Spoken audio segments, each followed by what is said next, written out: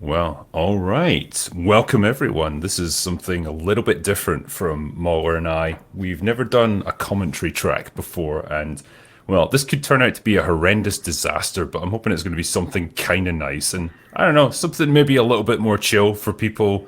If you're looking to get to sleep in the evening or something, you can listen to our dulcet tones talking about a Star Trek movie. But, Yeah. well, yeah, no, it's something a bit different. And people who are familiar with my channel will know that I'm a big Star Trek guy, particularly the original movies. Love them like ever since I was a kid.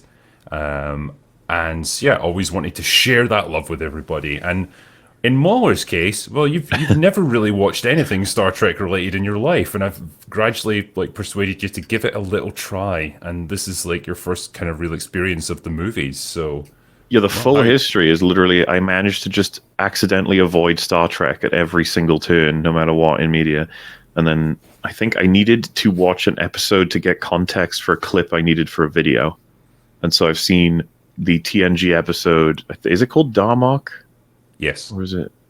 it is And called then, Darmok. Yeah. yeah, I've always seen loads of clips from TNG. That seems to be the main thing I see clips from, and it looks kind of neat. I watch a lot of Red Letter Media, so they review a lot of the newer Star Trek stuff, and with context from older stuff, it's like, wow, this is the exact same thing as Star Wars. Sorry, folks, with your franchise. It's funny to say that though, considering Andor and Picard season 3, eh?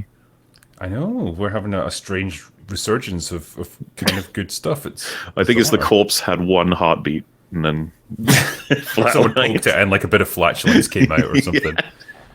Yeah, But well, in preparation for this, I guess you also watched Star Trek: The Motion Picture, which I I kind did. of cautioned you against, like as your first Star Trek movie experience. I thought that was a pretty dicey one, but well, I'm not going to derail this commentary too much by going off on a different track with that. But just generally, like, how did you find that as a movie going experience?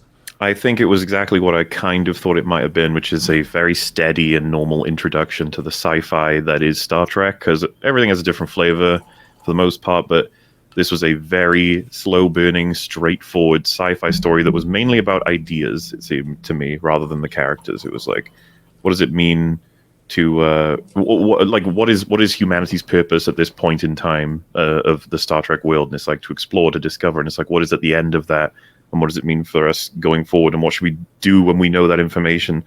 Because the fact that the Voyager probe is like the twist sort of thing, it feels like Hmm. it's taking off from the era from which it was made, like, and then it takes us forward into the sci-fi future and circles it all back around to give you what I think is a pretty strong foundation for Star Trek's point of view about science fiction, at least. At least that's the impression I got. I liked the characters. I just didn't think much was going on with them. I think Um, yeah, I think you're very very right on that. It's a frustrating one because like they've got some of the elements of like good character arcs, with Kirk, wanting to get control of the Enterprise back and feeling a bit hmm. out of the loop, and he's kind of getting older, and like he's in conflict with his first officer. All that stuff is quite good. It's just it doesn't quite get developed enough to make it compelling. Yeah, and you have a lot of long space related shots. I get why. I You do, do. yeah. But, I'm going to say what everyone probably ends up saying, which is, you could have shaved those down a little bit and put in some more character stuff. Maybe. I don't You know. you definitely could have, yeah. I will say as well though, the special effects hold up pretty damn well even today. A lot of interesting stuff in there, especially the that aperture that opens up the core, like the alien ship. Yep. Look pretty cool. They dumped a lot of money into that film, and it shows. I think they did pretty good work on it. Even if it's slightly lacking in heart, I guess. Like it's a fantastic visual spectacle, if nothing else. But with the follow up, which is kind of what we're here to talk about today, Hmm. they really stripped it back and they said, right, it needs to be more human oriented. It needs to be about like things that we can really identify with as people. The lust for revenge, the angst about growing older, all that sort of stuff, family dramas, and rather than these grandiose science fiction ideas. And I think they did that pretty well with Wrath of Khan. And well, I Well, guess You've not heard anything of what I think of Wrath of Khan, so this is a first for the people listening to this as well as you when they get around to it. I thought it was really good. Well, there you go. Pleases me. I did have a moment of like I was gripping my desk quite tightly there.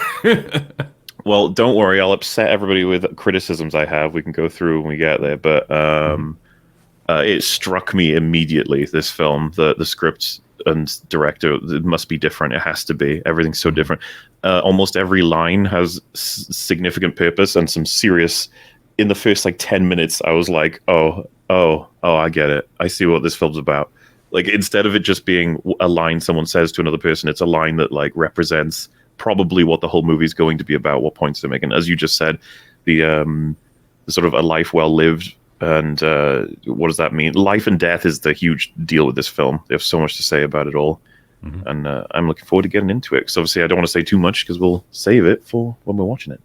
All right. Well, I guess this is a good time to start then. We've done our preamble. We've lubed everyone up. So now it's time to penetrate this one. So I suppose it should be said that the file we're using is the Ultra HD Director's Cut. And the length of it is 15629. Yep. And it comes straight in at the Paramount logo. So just for reference when people want to do this watch for anybody with us who wants to be able to play it along. But obviously you won't have to. It's just going to be a little bit weirder for those who don't, because we'll be pausing here and there to just watch the movie. Yeah. So yeah, we're not going to pause, I take it, as we go. We're just going to carry on. If you really want to, we can. It's up to you. I think you get a better, I guess, viewing experience then, because we might pause for different lengths, and it could potentially, it could blossom into an EFAP 8-hour spectacle or something, and it might be better to just carry on with it as we go. We'll do our best to allow breaths where need be, but extensive talking where need be as well. Yeah, sounds good. All right, well, my file is ready. My soul is ready. Is yours? Yes. All right, so I'll count us down then, I guess. 3, 2, 1, play. Exciting, eh?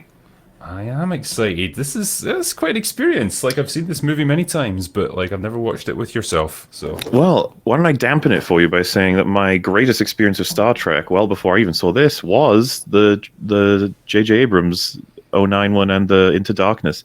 My whole understanding of Khan is from Into Darkness. That is so tragic. It's so interesting then to see your experience of this, seeing Khan as he was meant to be viewed, his real story.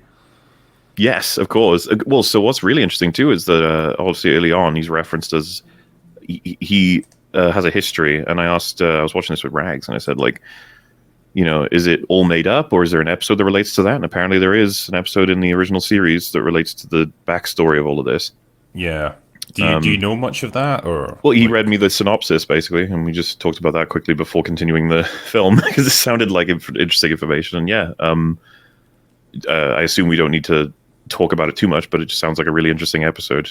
I think the premise perhaps was slightly better than the reality of the episode. I guess with a lot of these old Star Trek episodes, the budget was quite constrained and so on. And it's quite funny because the whole thing about Khan is that he's he's stronger and faster and more intelligent than a normal human being. He's genetically engineered to be superior in every way.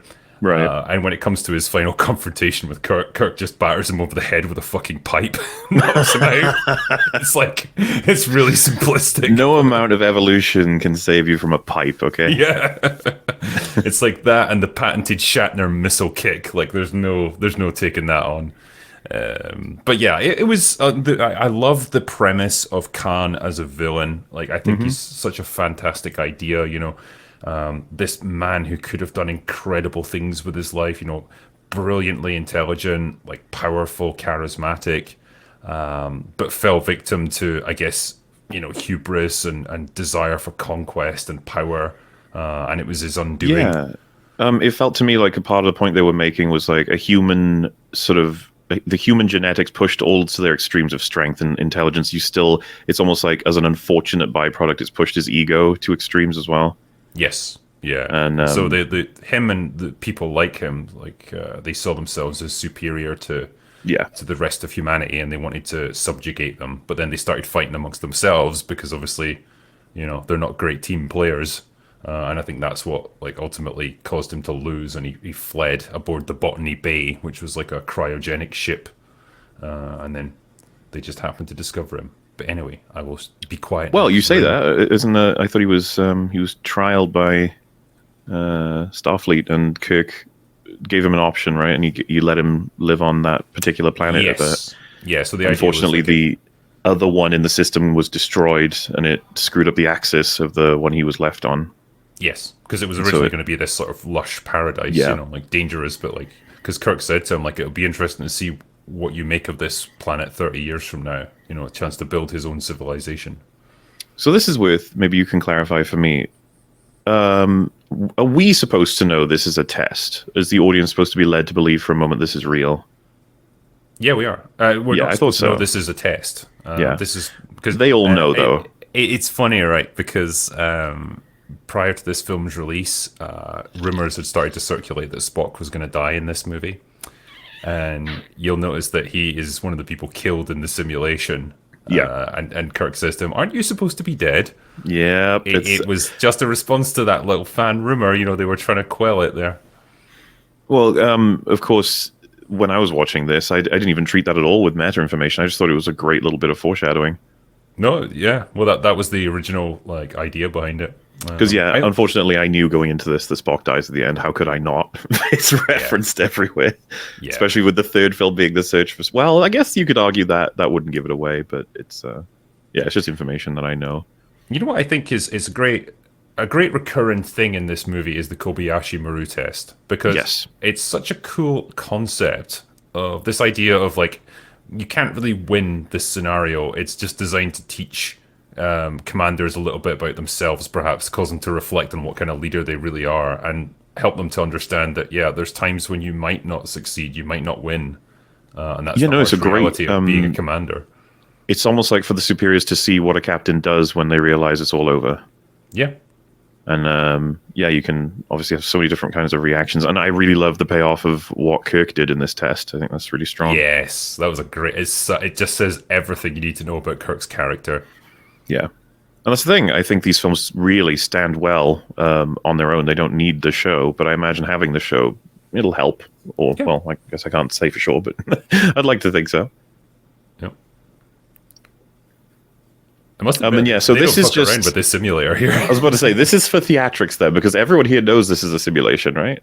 I mean, presumably, like maybe it's just going to get the adrenaline pumping, put you under pressure a little bit. Presumably, yeah. And as much as this may sound a bit silly, it's like they're letting her know, in a sense, I am now unavailable.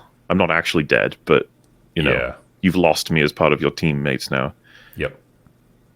But if I was in the cinema seeing this for the first time it came out, I would have been like, "What? Like, what is it?" Killed the entire crew. How could you do it? It's interesting because, like, Saavik, obviously being a Vulcan, she doesn't like succumb to emotions so much, but like she does everything correct in a technical sense. Like, I get the impression that she's following all the regulations to the book, or to the letter. Sorry, but she can't understand why she failed the test in her eyes. Yeah, she's struggling to realize even what the point of the test is, if that's how it's built. Kirk, by the way, comes out. I really like. I'm not familiar enough of William Shatner's acting because I haven't seen any of Star Trek, but I really like him in this film. I think he's awesome. There's some moments, particularly towards the end, where it's just like fantastic performance from him. Apparently, the director, I think it was Harv Bennett that did this one, or Nicholas Meyer. Sorry. Shatner has a tendency to overact. Obviously, we know about it, but like he would have him do like a dozen takes of the same line to eventually just get him to relax a little bit and just be more natural, and that's what you get here. And makes a lot of sense. It's a much more understated performance than you normally get from Shatner. He just comes across as really experienced, and I think that's part of what. I don't want to jump ahead, but there's a couple of lines that relate to that in terms of a good thing. The whole arc of him and versus Khan is Kirk's experience versus Khan's cunning and ingenuity. Yeah, how we deal with death is as important as how we deal with life. I really like that line. That's a great line, yeah. It's an important aspect of any commander.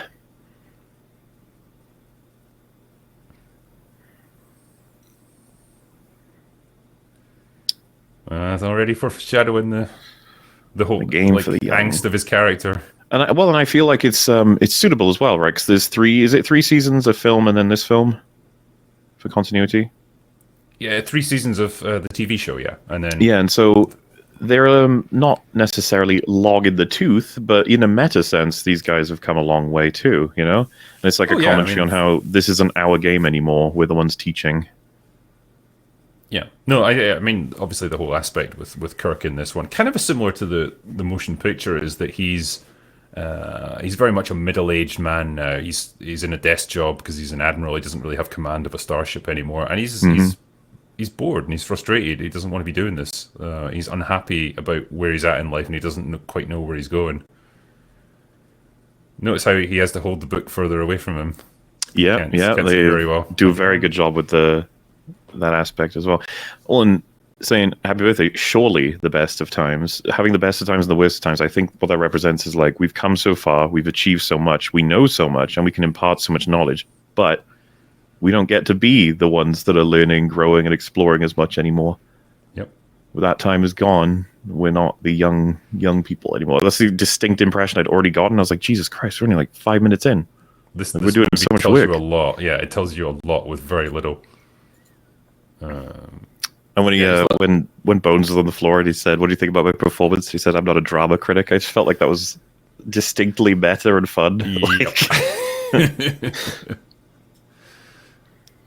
I love DeForest Kelly. I just think he's such a good. It's like a crotchety old character. Yes, actor, you know, just great. I suppose to give a compliment and then a criticism, I really like Spock, Bones, Kirk. Like I think they're great together. I think that Sulu and Uhura are kind of screwed over in this film. They're barely in it. They don't get a lot to do. Yeah, that's kind of a running theme throughout most of the films. Like the rest of the bridge crew don't get an awful lot. Like Scotty gets some good stuff going on in this movie, but He does, yeah. you know, if you ever watch Star Trek 4, Sulu gets some pretty decent stuff there.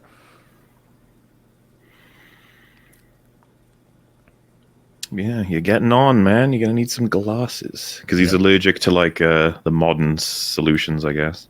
Yes, yeah. Which again, I think is really solid writing to throw in. That we, you know, whoever said like, do we need a reason for why he would have to have glasses? It's like, well, you know, it can help with the sci-fi world. Someone might be saying like, really, they still have glasses? No, it's cool. I love that moment actually on the bridge of the Enterprise when he's trying to read a control panel and he's like, oh god damn it! Like he has to put the glasses on. And he's embarrassed that people. He looks around first. Yeah, and it's good. It's just a little bit of ego at play there. A little bit of I'm the captain. I shouldn't be showing weakness like this.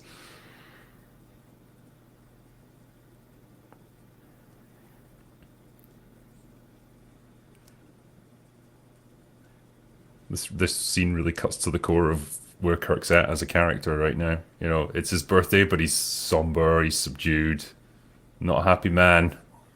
Yeah, and it's cool that Bones is the kind of character that can just say it to him with not much concern for blowback or anything. He can just be honest. Yeah. He's a crotchety old man.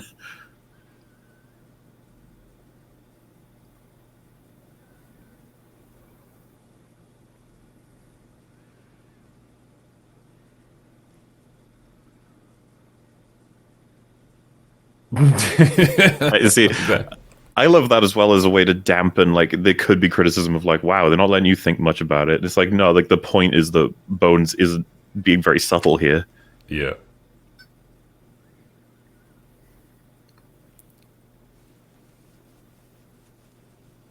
It's kind of it's interesting as well. His apartment's surrounded by old stuff, old flintlock pistols and things like just. Yeah, it's relics. really cool. He's a fan of history.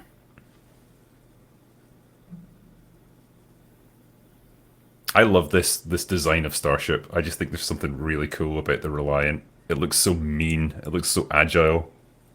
Yeah, it's cool.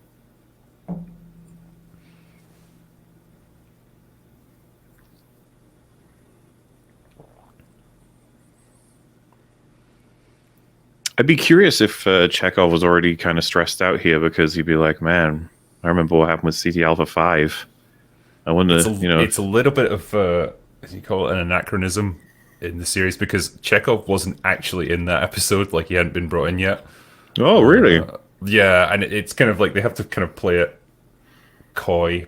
But Why didn't I think they that move them around then? Like, make it so Chekhov is with the crew and maybe Sulu is here or something? I'm not entirely sure. I'm not sure what the reasoning was for that. Maybe like Chekhov, like the actor, is a bit better at conveying like the kind of range that he needs for this role because he has to do quite a bit, I guess, like with like later on in the movie.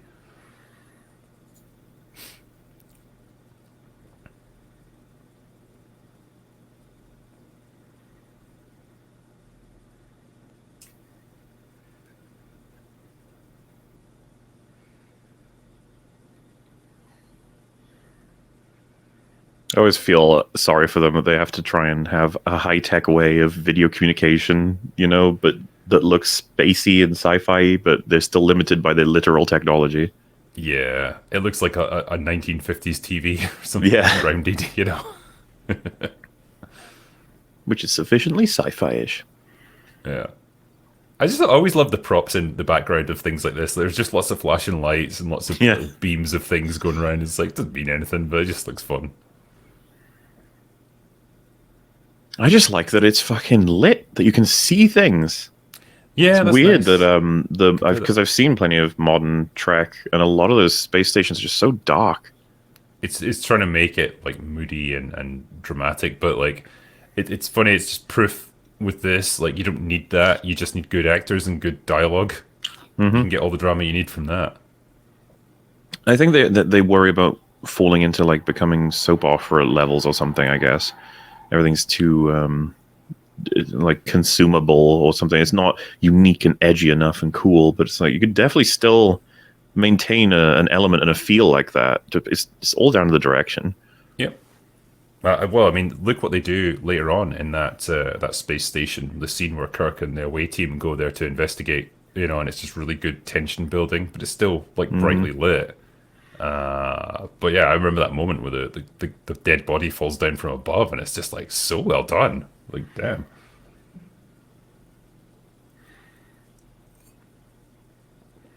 But yeah, the actor playing the captain here, I'll never remember his name, but I just know him from other stuff. He does pop up.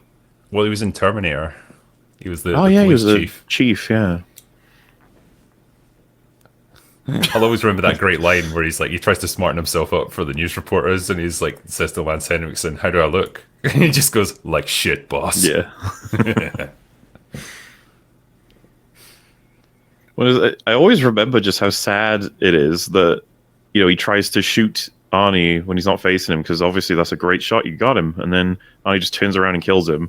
And then Lance Henriksen's like, "Oh, he's turned around, I got him," shoots him, then just turns around again and shoots him. Just like, yeah, that's what people would do, because nobody realizes it's a Terminator. Yeah, you would never think like, right, I'm fighting an invincible robot from the future, No. I really like this as well. Like, just how the camera just slowly pans over everything, like little incidental details. Like there's like a chess set that they've improvised, and just all this stuff like to try and pass the time. Well, and I think Chekhov sells like, oh god, this is a serious disaster. If these are who I think they are. Yep. And by the way, I was curious when watching this. I was like, why do they have little handles on the front? And then Khan picks him up, and I was like, oh, there you go. It's just put there specifically. I mean, you could probably argue it's like to help you get into the suit. Oh yeah, I think there is actually use to having that, as friends can push and pull you when needed, strap you in or something. I don't know. I wouldn't. So my first criticism would probably be, of all the life forms left on this planet, it's one that if you harvest it correctly could give you mind control over other people. I was like, that is an incredibly fucking useful one to have left. That's pretty convenient, yeah. Because obviously it facilitates a large portion of the plot line. It does, yeah. I'll give it that. Botany Bay.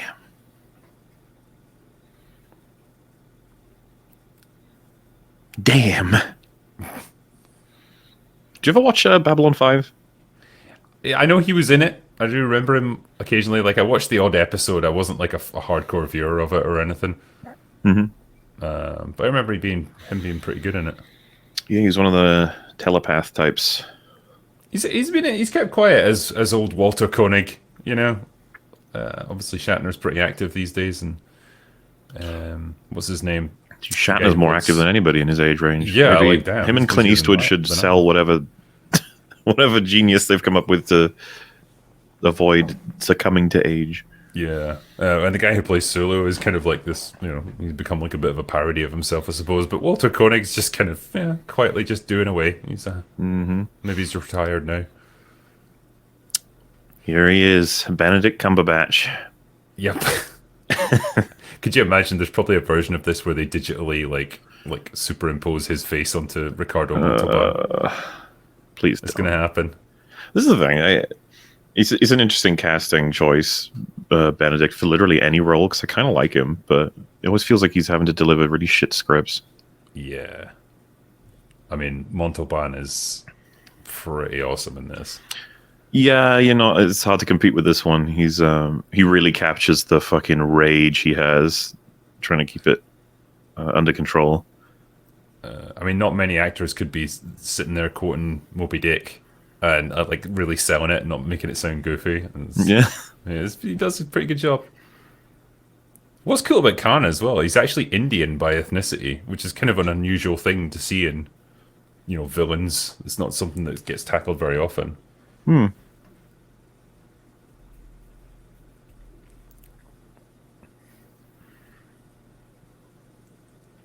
We never got in this film a moment for Kirk to address whether or not he just forgot about them or never checked on them, because he does seem to take that issue with him. Yeah, it's like I assume he just didn't care. Like, he left him, did his job, and he was just happy to carry on with his adventures. To me, well, yeah, probably. And this event, it didn't seem that Kirk had much concern over trying to justify any actions, because he'd already all the horrible things that Khan had already done. It just made him someone that Kirk needs to stop. Mm-hmm.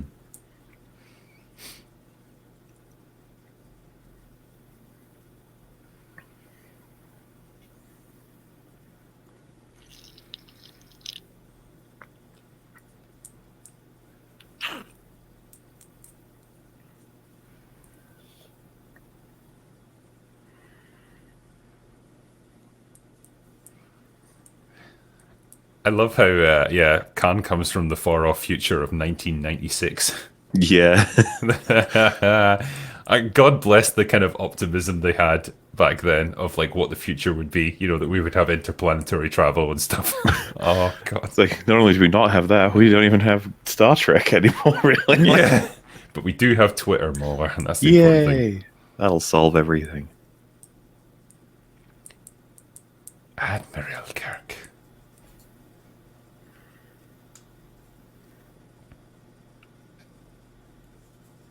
You just gotta love it, right? He's like, even something as small as a change in promotion, he's just like, that fucker doesn't deserve it. Yeah, exactly. It's like he hates the fact that Kirk's doing well.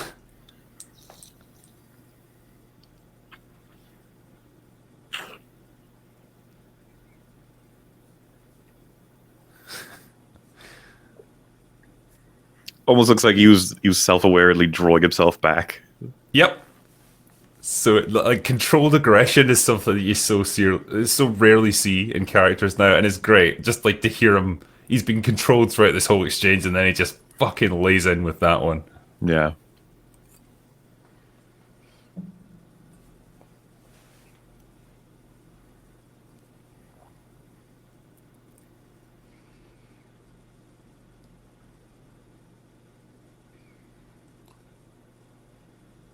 It's funny because you'd be like, wow, that's a way to describe it. And it's like, yeah, that's how he would describe it. Yeah, he's just his ego is fantastic because he genuinely like sees himself as like a higher being. Yeah.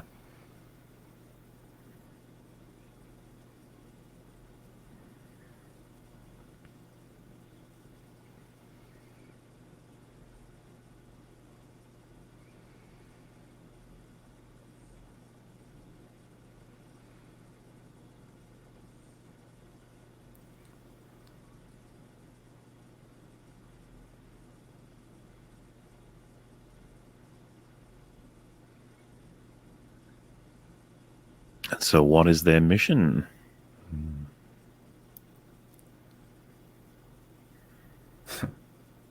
handling time. Yeah.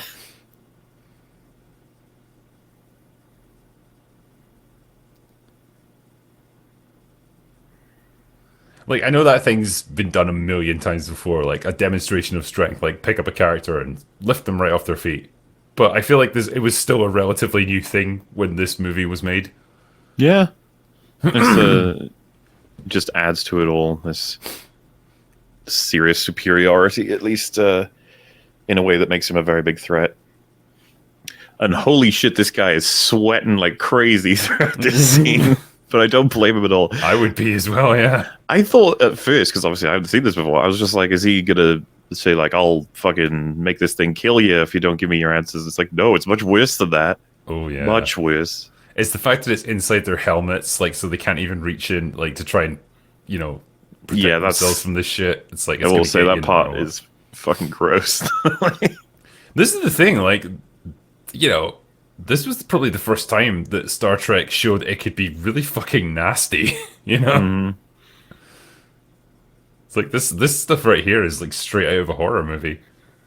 Well, and I guess we'll talk about it when we get there, but I have no idea what happens at the end cycle for Chekhov with this thing. I don't really know what I was supposed to understand had happened, and maybe you can help me out that when we get there. Okay. Because, yeah, he says that they go in, they wrap around, and then they can give you the mind control, and then they grow until they, like, kill the host, right? Yeah, I mean, I assume they eventually devour your brain or something and Yeah. cause some kind of, like, catastrophic hemorrhage, and then they just emerge from you. Madness and death. Tyrell is really sweaty. If he knows what's about to happen, then... Yeah.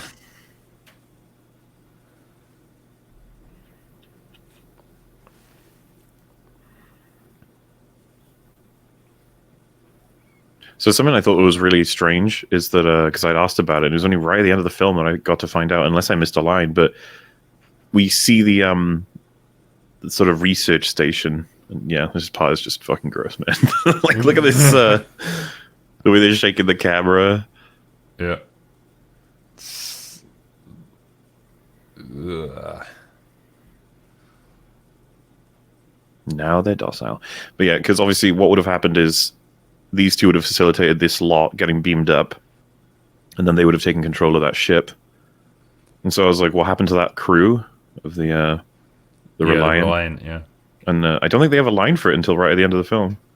Yeah, it's a little bit of a, like, we need to cover for this one. Like, I don't really know why Khan would have put them down there and not just, like, executed all of them.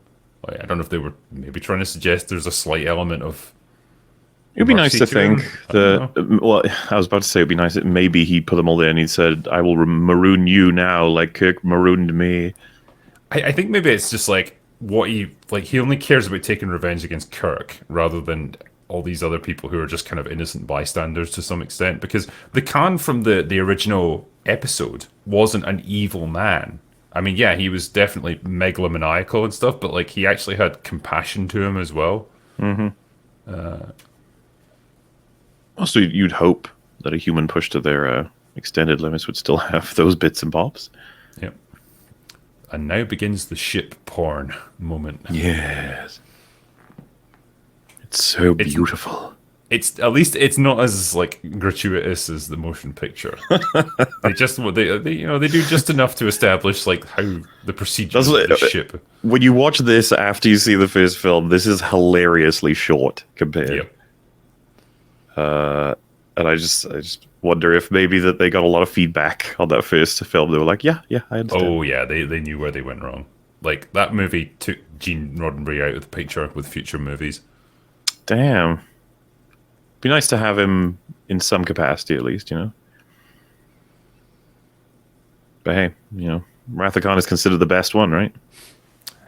Yes, it pretty much is. Although I would argue that Undiscovered Country is a really fucking strong contender. Like, and which one is that in terms of number? That is number 6. Okay. Jeez, how many are there for the OG guys? 6. Yeah, that's the final one for all of them. I hear 3 is good as well. 3 is good, yeah. I think it gets a bit of an unfair rap as being, like, a slightly, like, bland sequel, but I think it's got some fantastic tense scenes in it. And yeah, I think it would be again an interesting one to chew on. 4 is good as well. It's something a bit different.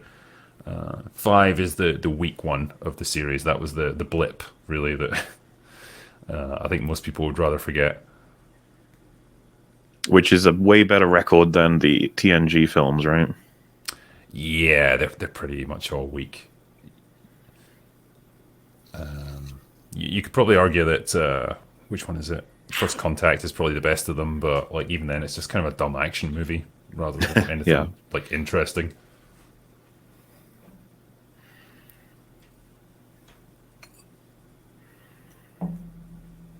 I was quite fond of this scene too because, and I might be looking into things that aren't there, but they start inspecting. There's a couple of like sort of fun bits, but it starts, it's kind of like it could be a little bit dry. And then he just cuts it off. And he's like, "Yeah, I'm not doing the rest of this. I'm fine."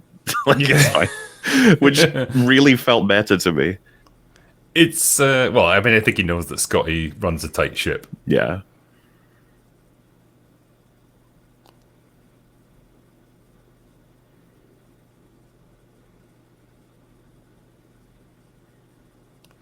This bit wasn't in the theatrical cut. Oh, well, that's a shame because I actually was going to say what I liked about this was it gives you an impression that especially Shatner, he really enjoys this role. Yeah, Like, it gives him a bit more levity, I suppose. He's just playing with the guy. But like, this guy gets so much less screen time in the theatrical. I was about to say, I hope the information at least is in the theatrical because, of course, it's his sister's youngest kid here, and obviously what happens to him later. Yep. Knowing this, having this little scene, I think really helps that scene. It really does, yeah. Like, so yeah, it has less impact in the theatrical. Like, I think to be fair, like Scotty sells it pretty well. Jimmy Doohan, he really does. I was quite happy that they pushed him on that. Well, I say that as if that's definitely what happened. Obviously, I assume the director would have wanted a performance. Yeah. As I've gotten older, I more praise directors for good acting as well as the actor. Yep. I love the look of the bridge. Like it's a bit more dimly lit than some of the other scenes, but like it's just got this cozy feel to it. Especially if you compare it to the motion picture, where it all felt a bit sterile. Yes, Here I agree with that. Well, I also I don't know if this is. I guess I'll find out if this is a hot take. I really didn't like the outfits and uniforms in the first film, but I like them in this one a lot. I like them, yeah. In the first one, it was very, very 70s utopian. thin cloth. Yes. Like, it didn't look. I couldn't believe it as uniforms. I thought it was silly. Yeah, there's nowhere to hide in a uniform like that. If you're a bit out of shape, That's a good way to put it. Yeah. But here, yeah, I like these red sort of tunics that they wear. They're much more militaristic. Well, I like correct me if I'm wrong, but the rank comes over on that that like thing that binds with the front of the jacket. Yes. Yeah. And like your sort of specialty and stuff. Yeah.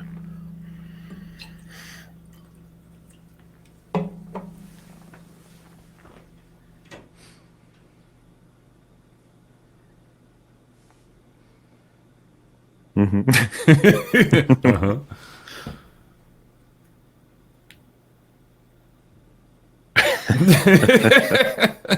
You need bits like that. Some veiled reference to like it's a woman driver or something. Like I genuinely don't know. Oh, I thought it was just that he was so close to be able to drive the Enterprise himself or bring it out, right? But he's I assume so. Like he's not used to like taking the back seat. Hasn't it been forever since he's even been in this room or whatever? I think it's meant to be about 5 or 6 years since the previous movie. Yeah, so this is obviously just a big deal for him. Yeah. Look at him. Ray! Dude, that was one of my favorite parts of the first film was there was a shot like that for leaving space dock and there was this astronaut just spinning. Yeah. It's like no point to it. It's just like, fuck it. He was just fucking around. That's great. I love all these scenes though of just like it kind of establishes all the procedures of leaving space dock and that it's quite a momentous event. You know, it's exciting. We're venturing out into deep space. There's so many elements that I've now absorbed through the first and second Star Trek movies that they're so distinct from Star Wars as like a sci-fi. I mean, so far apart. Yeah. The goals of both of these IPs are so different, and it's so interesting to compare. But I'd still say what makes both of them successful as they are is going to be the character work, more than likely. It's everything else is super important. It's just that without them characters, man. Because again, these three, what a great idea.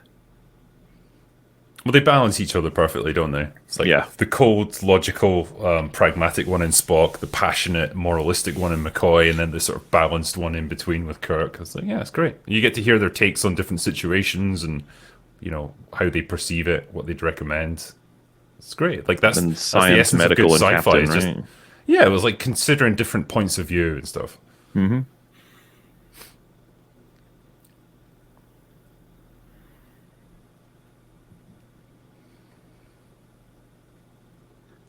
Not the Hyper Channel.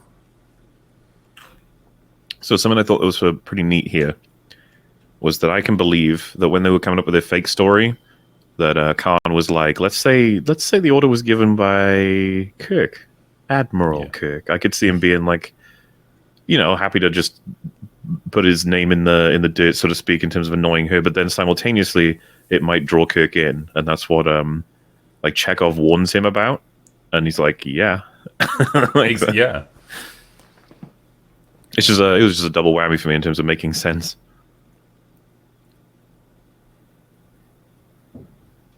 And something I was thinking about, I guess it's not a common thing, but wonder if there's any kind of check you could run in future for potential mind-controlled friendlies, because I imagine there's probably different ways that could happen throughout this universe. Oh yeah, I mean, there's a lot of that in TNG as well.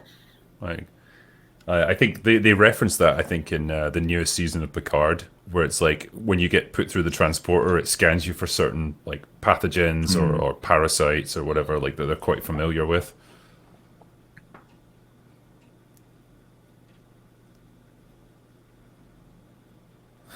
I love that pause there. It's great. I don't mean to like overpraise, but I just think that he really nails someone who's mind controlled. I know it sounds retarded, but like he doesn't come across as normal at all. He's just really spaced out.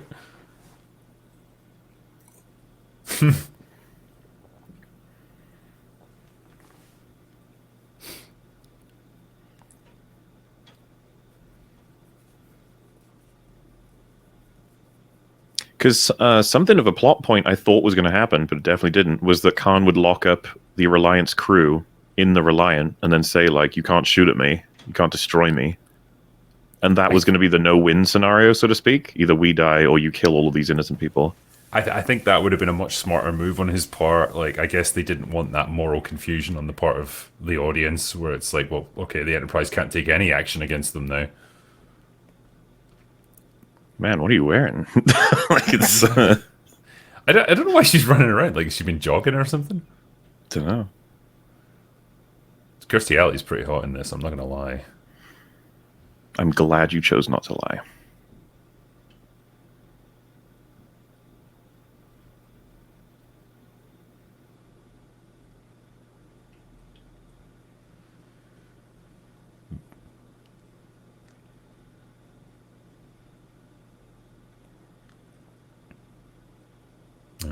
Bit of foreshadowing there.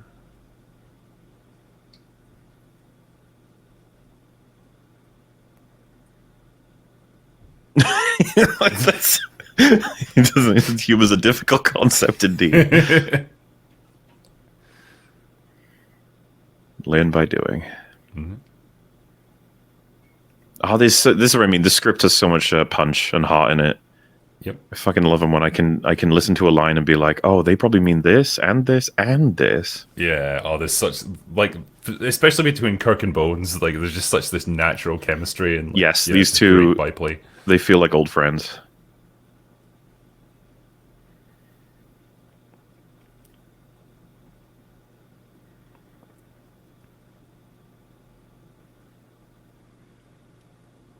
Good line. Mm-hmm. So I mean, something that struck me about this script is that there's not much wasted lines. Nope. Yeah.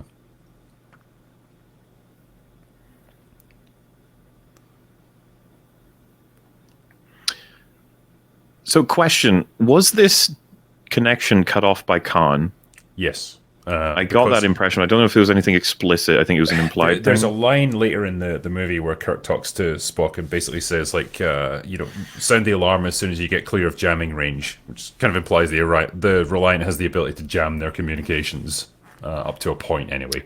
So they're probably fucking with them right now. Don't know if I'm giving more credit than is due, right? Don't know, but I'll ask you. What do you think that they were monitoring this discussion, Khan, and he cut it after she'd given the just enough information? I think it's perfectly feasible that they would do that since they're both Federation starships, so they probably have access to each other's like transmission encryption codes and all that sort of thing.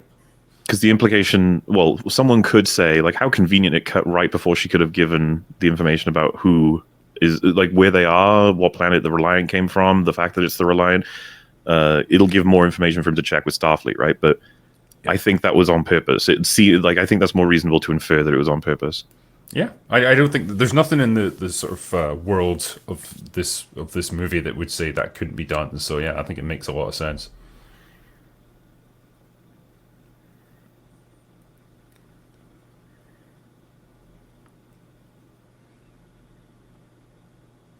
I was about to say this is another important conversation. I was like, well, most of them are in this film. Yeah, there's not much that's superfluous here.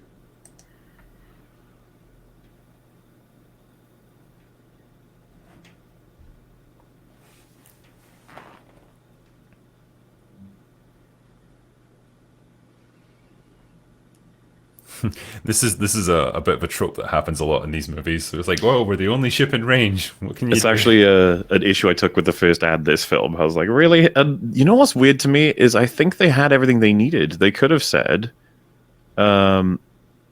she was given the order by me. That's what she said, which can't be true. And so I'm personally invested in this. I need to make sure. And me and her, we have a bit of a history, so I need to make sure this is okay.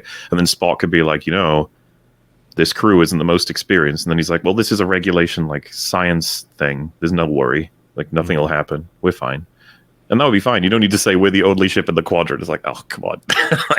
Yeah. I quite like it as well with this. It's like Spock immediately is just happy to hand over command to him. It's like, yeah, Absolutely. you're better at this than I am. Like, you should do this. Wow. I don't want to jump, but I really love the fact that they so casually show Spock decide his final decision in this movie in the middle of a scene. He's just like, that needs to be done. I'll do it. Yeah. Oh, there's a lot I want to say about that scene. I'll save it until we get there. Yeah. I would not presume to debate you.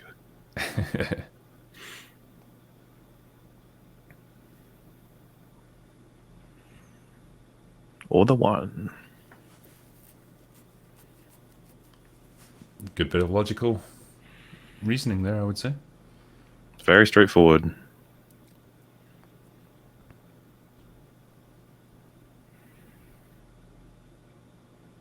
Do they have like back and forth like this in the original show? Because I do want to see it someday. Yeah, they do. It's not as slick as this. It's generally not as well balanced, I suppose. But yeah, they have some great moments between Kirk and Spock.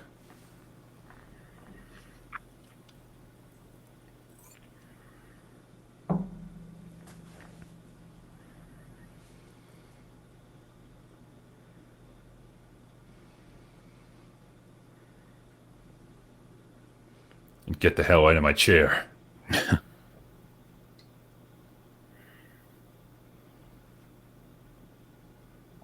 Do you prefer Picard or Kirk in their prime? Who's your favorite? Kirk, 100%.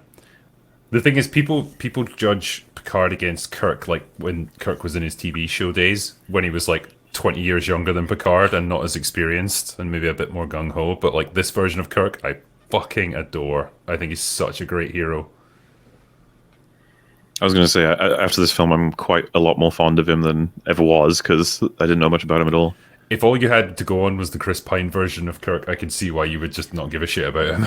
I don't care about that character. He's so generic. It's like, action man, runs around doing whatever. Those films are too fucking ADHD ridden. Yeah, they're just stupid action movies with a veneer of Star Trek on them. this is like important as well because this happens a lot Yes. throughout the movie. It's like you have the opportunity to just go wherever you want. You can do whatever you want. You're free, and it's like, no, I have to fucking kill this guy. Yeah, he's in an extremely good position right now, and then later on he's in a good position, and then later on he's in like a desperate position. He can still escape, and then later on it's over Yep. every time. I mean, it's no coincidence that he quotes Moby Dick. You know, and he's Ahab. Got to get that whale. Yeah.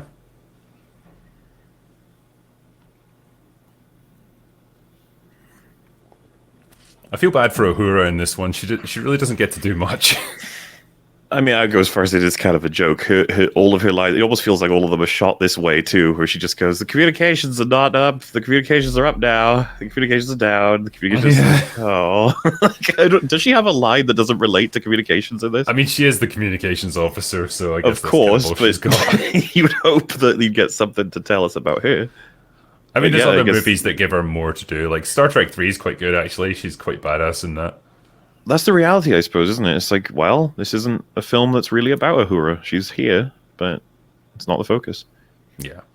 And you do have to sometimes make that decision. Some of your characters have to suffer for the sake of pacing. I think so, yeah. And like, again, like we're commenting on the fact that like all the scenes between Kirk and Spock and McCoy, like none of them feel wasted or superfluous.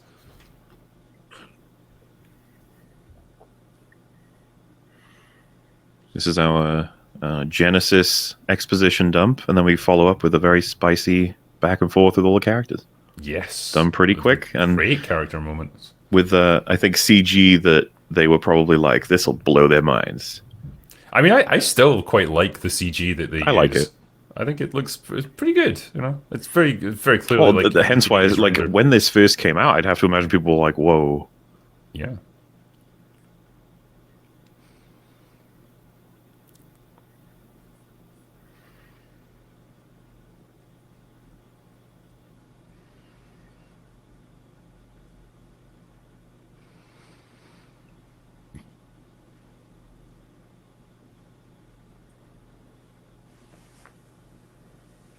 Like, that is basically your god.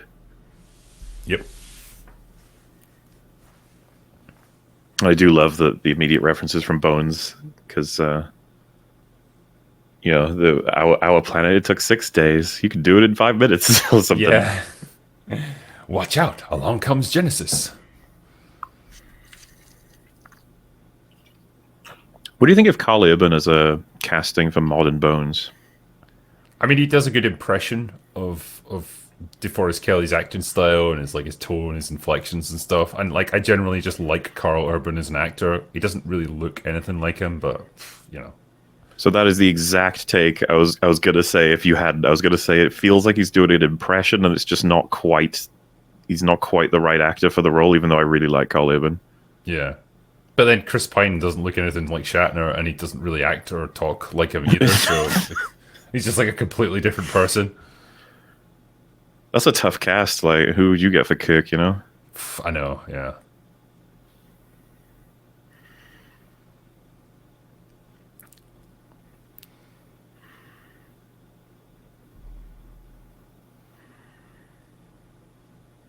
It's great because, like, obviously you're seeing here, like, the tremendous potential to create planets.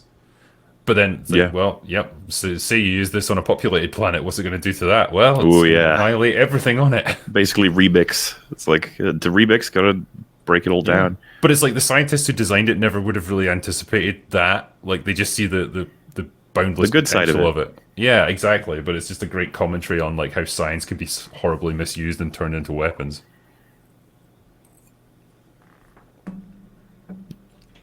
It's of course Spock just says it without, which is a really good defense. He was just describing what it is. Yeah.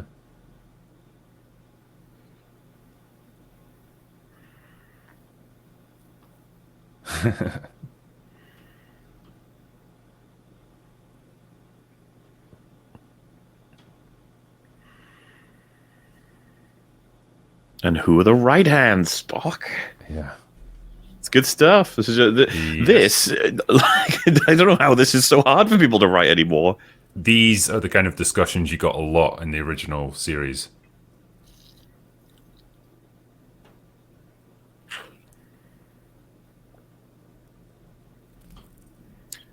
And I can't help but dig, right? Your passions will be your undoing. It's like, if we count undoing as death, Spock's lack of passion gets him straight into a position that ends his life. It always feels like they're running the two sides of the coin all the time in this, right? Emotion versus logic. Yeah. Well, it's like, what's the correct approach for any situation? Do you just go on pure pragmatism and logic, or do you do you need to have compassion and emotion about it, or is there a balanced approach that you can strike between the two? So this is another thing I wasn't too fond of, right? The situation is, that's a friendly. They've called for our help. We're on the way. And thus, we don't have any of our systems active, really. And that's what Khan is hoping for, so that he can get as close as he can and then raise his own shields and fire.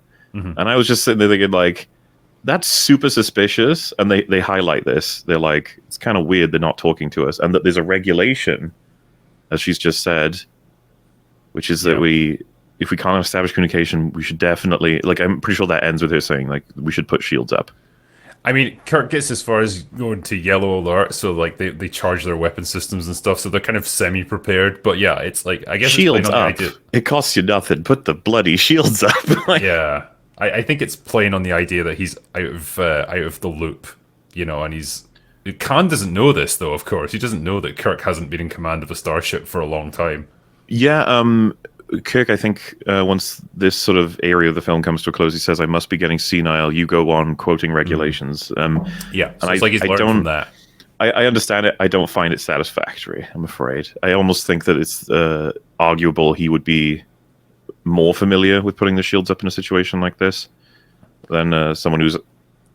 I don't know. I could be wrong. I don't think there was ever an instance in like the original series where they came into conflict with their own ships, like other starships. So it could just be like from his own experience. I think it's like, if it was about charging weapons, I could believe he wouldn't, because he's so sure this is a friendly. But not raising your shields, like, it just does nothing. There's no negative to raising your shields.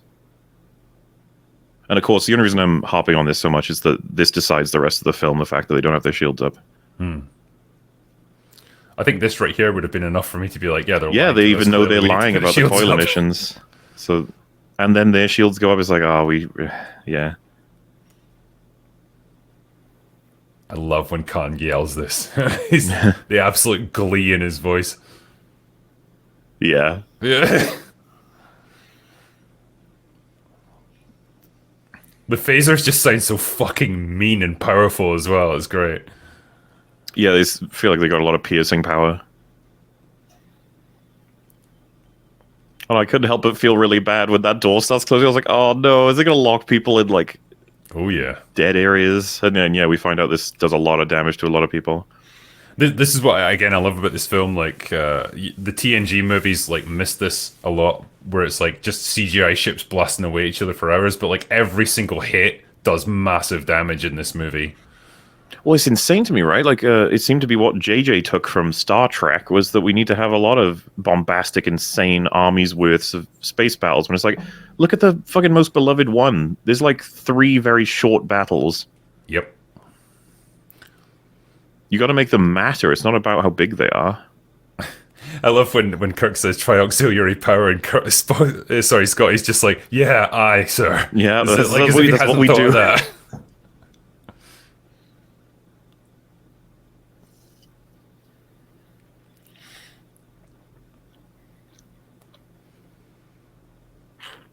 So they're already crippled. Like, they can't get away with warp drive or anything.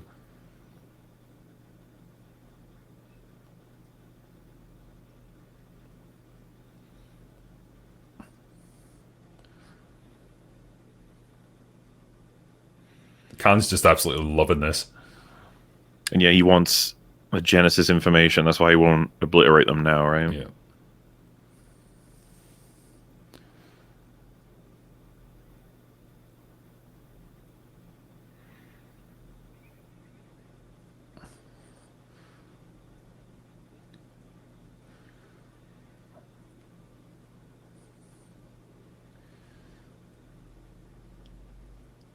Ooh. I just love how everyone stops for a moment when she says that. Yeah, because we just went from potentially rescuing someone to wait, we're being captured. Yep.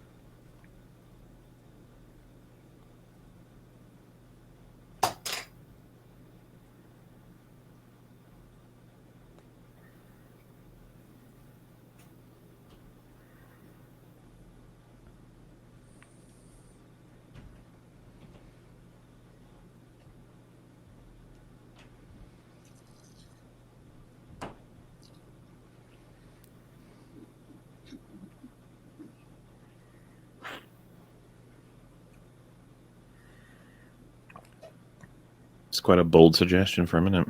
Yeah. It's weird because I just wanted to appreciate that moment, like that scene, because the dialogue is just great between them.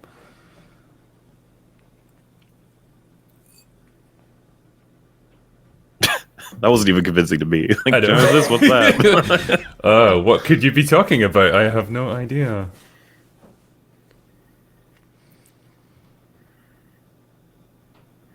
I do like these moments where everyone's like talk quiet in front of the big TV so it doesn't hear you.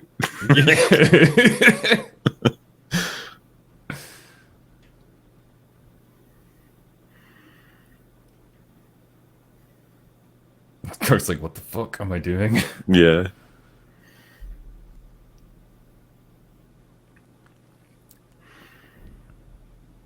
So yeah, this is a like a backdooring ability Yes. that Khan is not aware of. But it's good. It makes perfect sense. Like, it makes sense that the starships would have something like this, and it makes sense There's a that Kirk would line- know about it.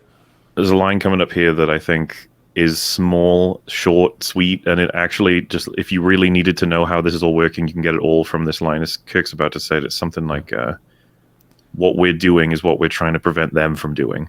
And what he means, I think, is that they're like hacking in and taking control while, which is designed to allow you to stop people who are enemies of the Federation, I guess, from taking ships. Yep. And there the glasses go. Yep.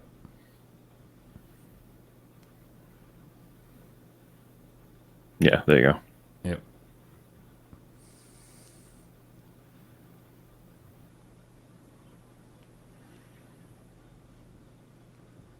See, it's great that they even accounted for that. That he could have changed that combination code. He just hadn't. He just wasn't aware of it in the first place.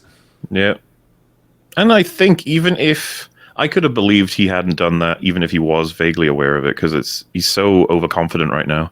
Yeah. I love that as well. Like when Kirk's like, "I don't know, you'll keep your word," and he's like, "I've given you no word to keep. You just have no choice but to obey me." It's a good response, and I don't think I've heard that one before. Yeah. He's just fucking loving being evil. I like that as well from Sulu, the whole like, face is locked. Just so you know, big TV, don't look at me.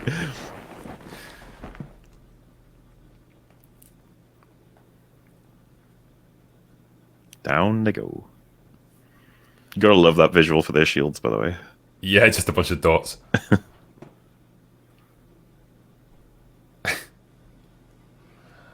Yeah, it's just like this massive console.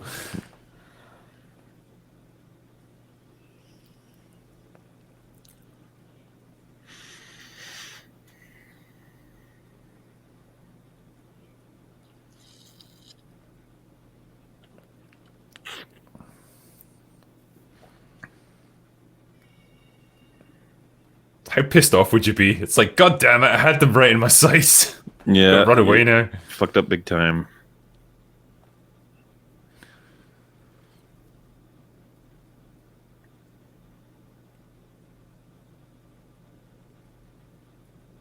Yeah, you see that? It wasn't like hours of ships blasting away at each other. It's just like, yeah, pretty short and sharp, you know?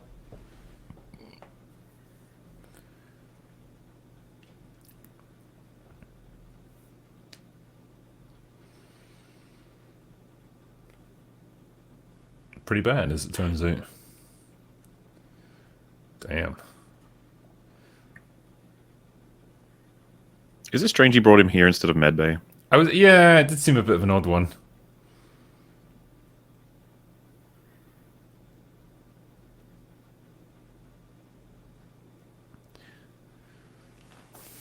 By the way, I don't know if you ever wondered, like, why does he keep calling Savick Mr. Savick instead of, like, Lieutenant or Mrs. or whatever, like, when she's clearly female? For some reason, I had just contextualized that as something that happens. Like, it's not. It didn't really strike out to me. It's a nautical thing. It's a reference to, like, old-timey sailors, like, where lieutenants were usually, like, young kids that were from wealthy families. And so they instead of being referred to by their rank, they were called like Mister. It was almost like a term of endearment, and it stuck. And they decided to like work it into this movie because it's all about like nautical type terminology. Well, they wouldn't have continued that.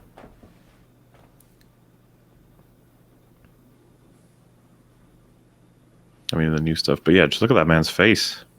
Yeah.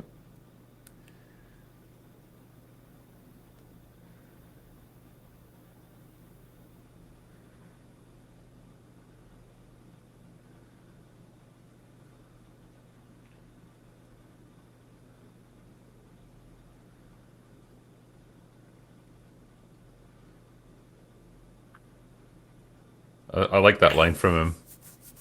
Like, even then, he's proud of him that he stayed at his post and did his job. Yeah, man, it's just it's quite a bit of power to draw out of very limited screen time for those both that character and Scotty. Yep.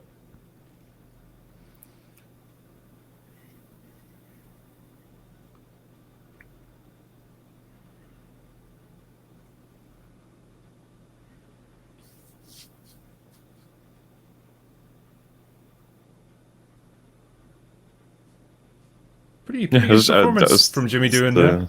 It's a bit of a surprise. It was just like, wow, that was suddenly a really effective bit of acting.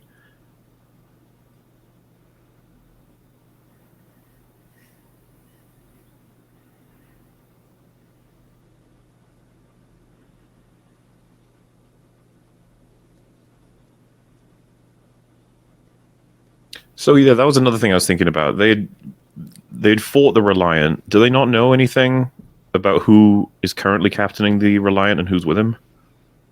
Like as normal information, so to speak. Like they could check like some kind of data bank about what the current missions original crew and like what their yeah, because that would tell them it was Chekhov and that guy and maybe what their mission was, or unless it was a super secret. Well, I was going to say, like, with something of this amount of power, I get the impression it's like a top secret research project for Starfleet. So potentially they haven't logged that. Yeah, could be. How big that monitor is. It goes all the way back. Yeah. It's got a head like an alien.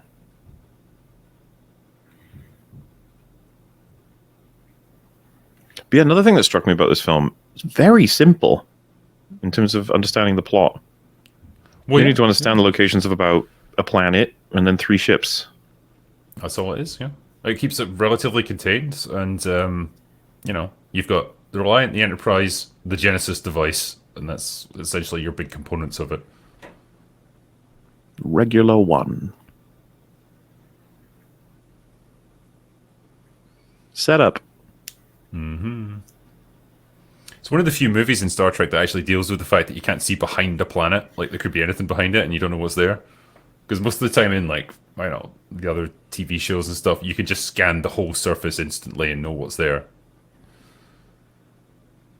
Well, I found it satisfying when, because I knew the Enterprise hadn't left, but I didn't know how they were going to, like, pay that off. Like, where did they go? What did they do?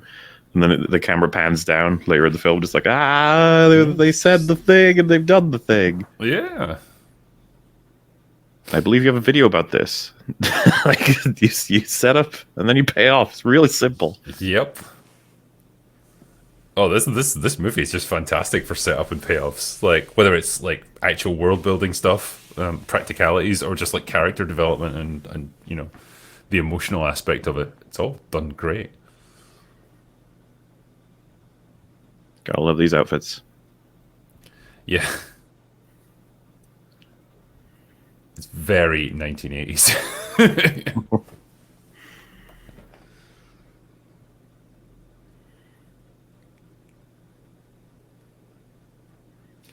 But again, like with the previous movie when they go on away missions or whatever, it's just like they're in their same like jumpsuit, skin tight stuff. Like just doesn't look great. Whereas it like Well, this is a bit more rugged. I guess it's meant to be a bit more protective, I suppose. something I found curious, and I assume this applies to all of Star Trek pretty much, but maybe I can buy the actual like captain going down because he feels responsibility or whatever, but chief medical officer going down, is that a good idea? Yeah. Normally, captains aren't supposed to go down. Well, Because see, it's I like, wonder well, if that's you about lose Kirk potentially all your senior specifically. officers in one. Yeah. Because yeah, you'd expect maybe like you have a security team that are meant for this, but of course we Yeah. want these guys going down because we know them, so it's more Yes. interesting. TNG kind of cottoned onto this, and it's like, yeah, Picard's not meant to go down on away missions because we can't afford to lose the captain, and he's always pissed off about it.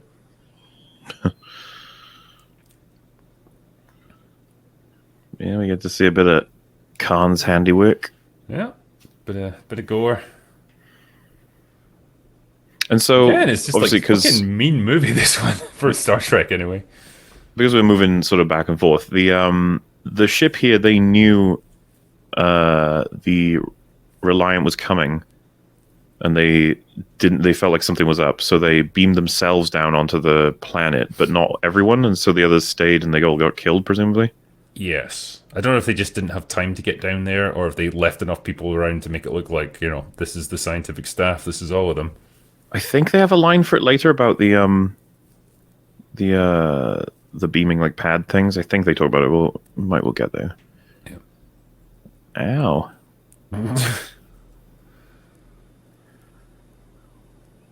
So we're coming to what is possibly one of my bigger issues with this film. I really did understand this.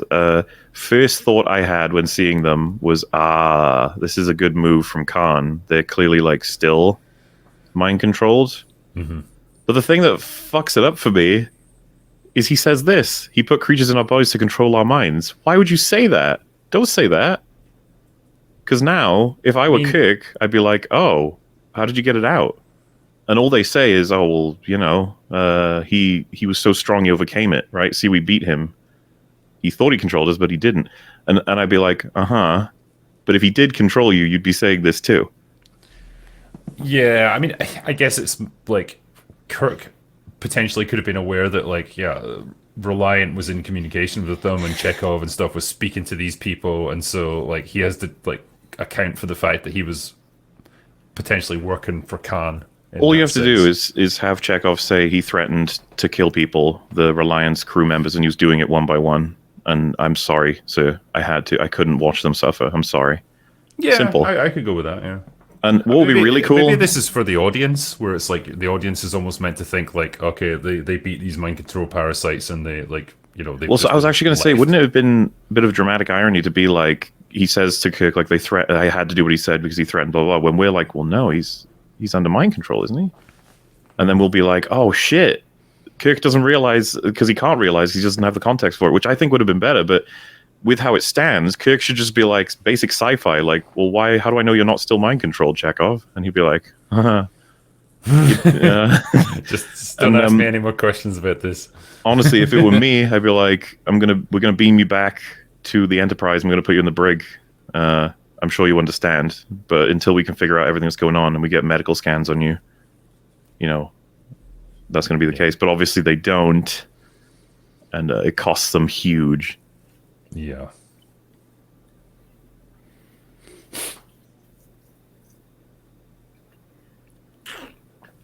Kirk to Enterprise.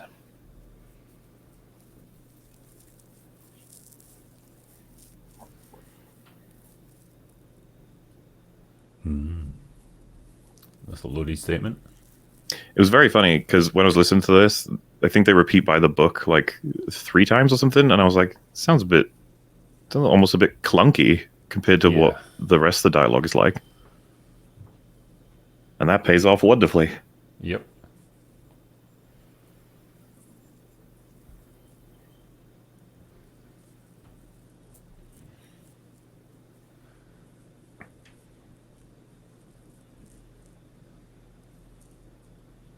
This part of what makes this script very punchy is that Khan is subverting Kirk right now, but Kirk is subverting Khan subverting Kirk. Mm-hmm. Which is hard to write. This is what happens when you have intelligent characters butting heads, you know?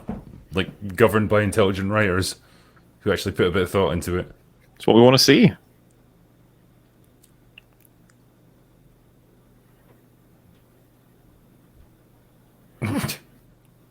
It's great because McCoy fucking hates getting beamed anywhere, so he's always like cagey about the transporters.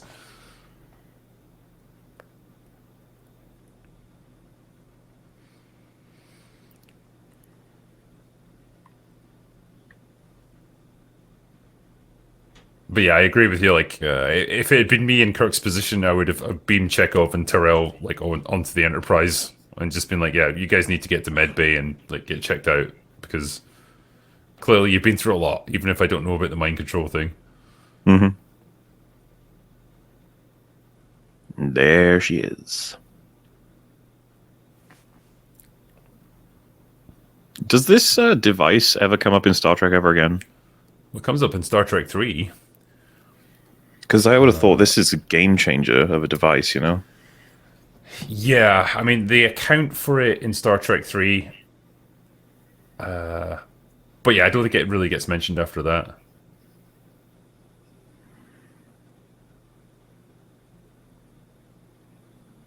Bit of Shatner style classic fighting.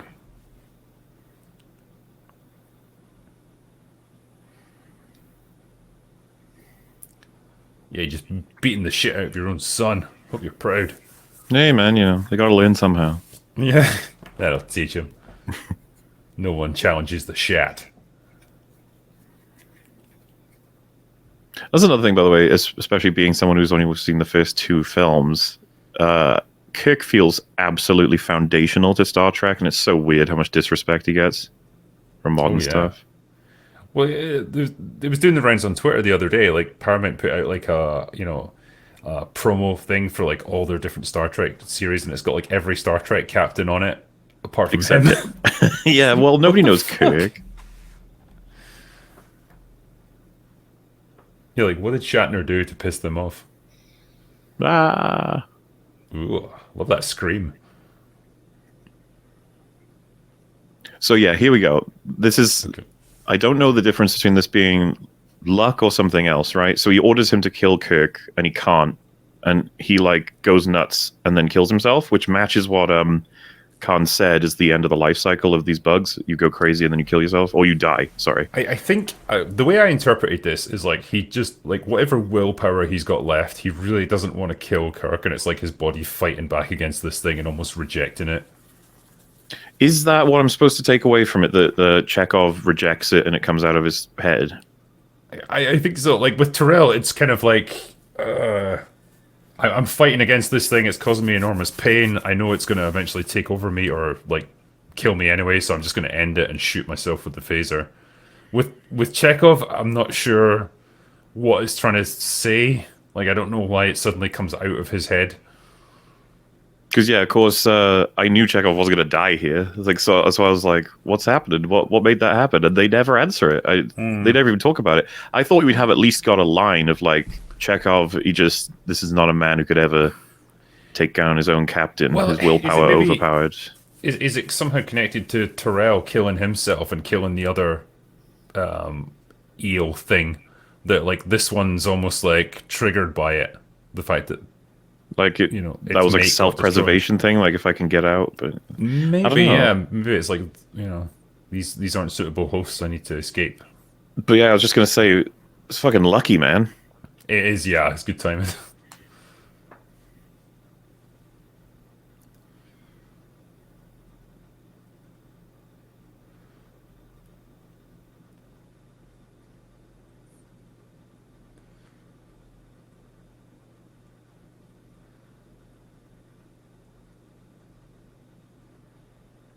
So I was curious about that line. You've managed to kill just about everyone else. Do you think Kirk believes the Reliant crew are dead? Is that what informs that line? No, I almost thought he was trying to like suggest to Khan that like everyone else down here is dead apart from me. Oh, he's Like, definitely so referring to the bodies they found. I just meant that no, no, everyone I else. no, I mean like he wants Khan to believe that like the away team and everyone else in that room with Kirk is dead and Kirk's the only one left. Like so that Khan's perhaps Oh, more likely okay. to leave him alone.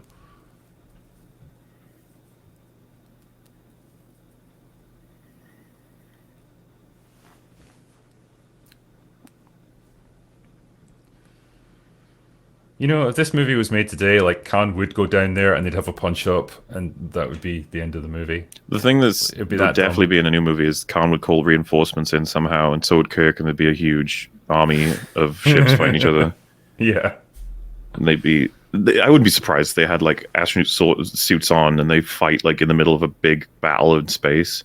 Probably.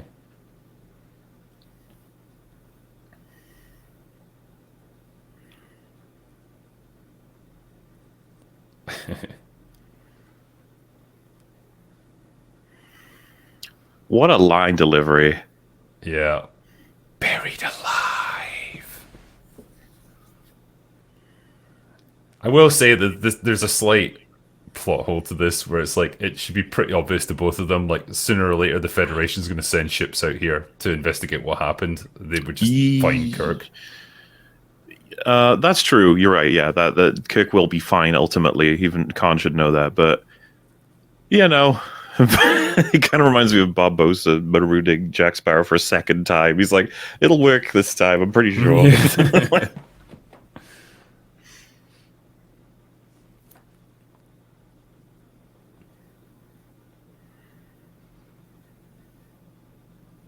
All right, smart ass.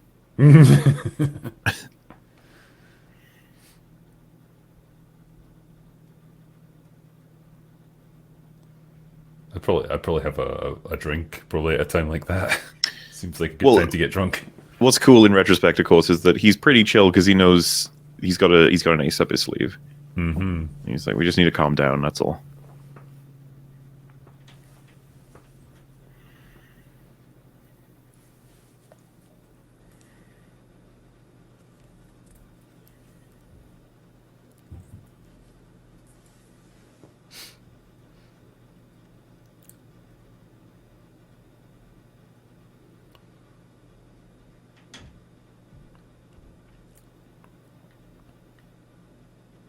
Oh yeah, the glasses they go on and then they're off. Oh yeah, I never noticed that before. And I thought it was really weird because they make a point to show him putting them on, like this is important, and then they're like, oh, now they're off. Like, Yeah. oh okay.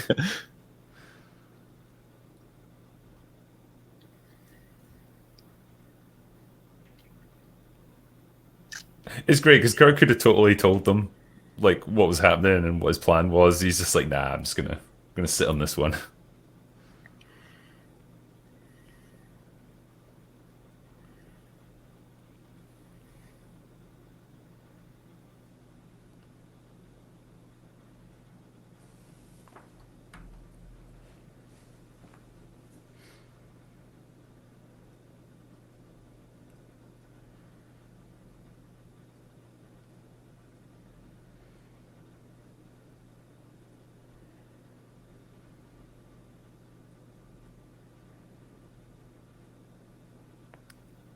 I love Shatner's expression here. He's so like just melancholy.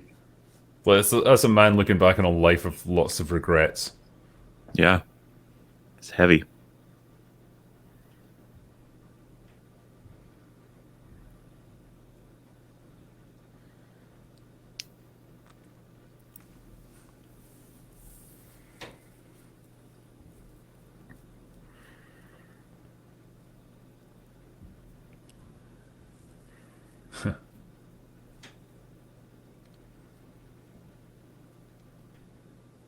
So the thing, thematic through lines. Yeah, it's all of your past being spread out in front of you. Hmm. Lives that could have been.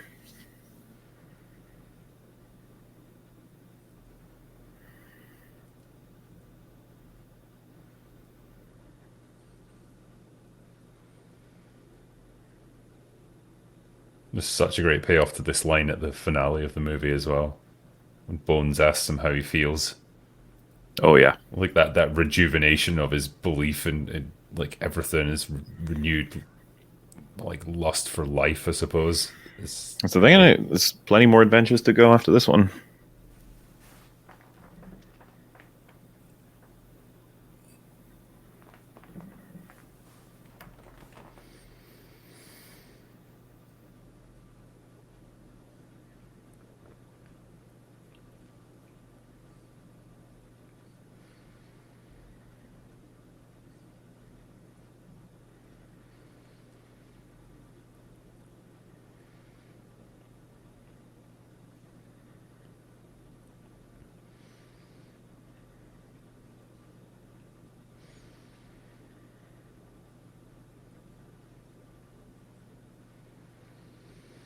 it's great because this is the pure idea of what she envisions for Genesis, just the creation of paradise.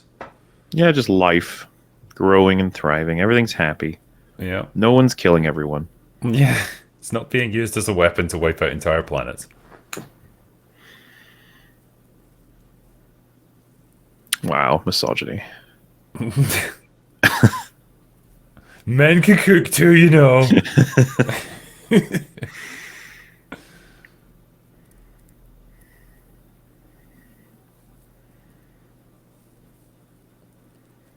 How curious. The Enterprise isn't here.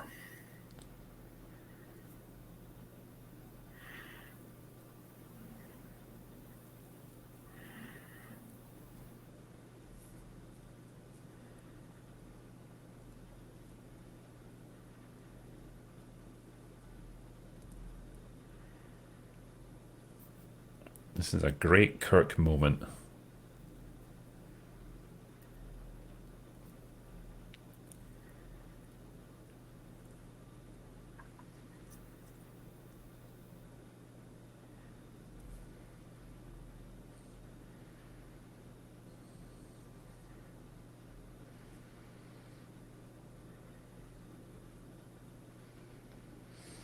It highlights the very obvious weakness to his personality, though. It's like, yeah, incredible ability to like think outside the box, but also like you've never acknowledged the fact that you might not win. There's a lot happening here that could be, I think, easily misinterpreted. I could even see a Star Trek fan being like, "Of course he's faced death. How stupid!" It's like, I think the point is he's never been in a scenario where he's just had to lose. Yep. And he's always avoided them, and he's always gotten through them, and that is summarized quite well later in the film in terms of really making sure people understand what the point of this is. Yeah. And hence why I love that we're in a drastically bad situation in this film. We do get out of it, but we don't strictly win. Yep. Well, we have to sacrifice something very important to win, or at least to escape. Yeah, and to him, it's a loss. Yeah. And he has to face death. I remember Star Trek fans getting so pissed off with Into Darkness's flip. Oh, I hate Into Darkness. Not even just that they flipped it, but that he gets resurrected like immediately after. it's. I mean, if you really wanted the epitome of what modern filmmaking is, that's it right there. Well, see, even I am now capable. Probably could make a really fun video out of how much J.J. Abrams misses the point of this film. Oh yeah. And also, why would you remake this film? Stop, get away. Yeah.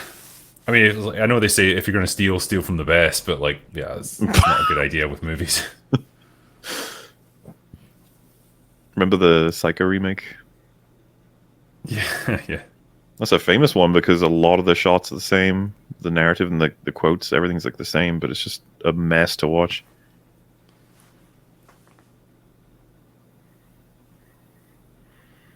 No promises. Yeah. Just fuck off back to engineering. Just make it work.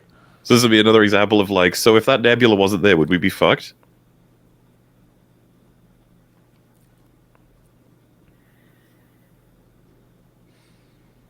Because this is the thing about, I think, the tightest movies. the only flaws I can find are things that are just like, yeah, there's a nebula here that means that you can't use your shields, and ours are broken. Theirs are Yeah, I up, mean, which means it falls. equalizes us. You're like, Yeah, okay. it sort of falls into the realm of conveniences rather than like straight up plot holes or whatever. Yeah, yeah, which stretches to me are so much better than holes. I'm Hmm. fine with stretches a lot of the time, especially plot stretches. When they're, I don't like it when it's character stretches. Like, would X character make this decision? It's like, well, maybe. It's like, Yeah.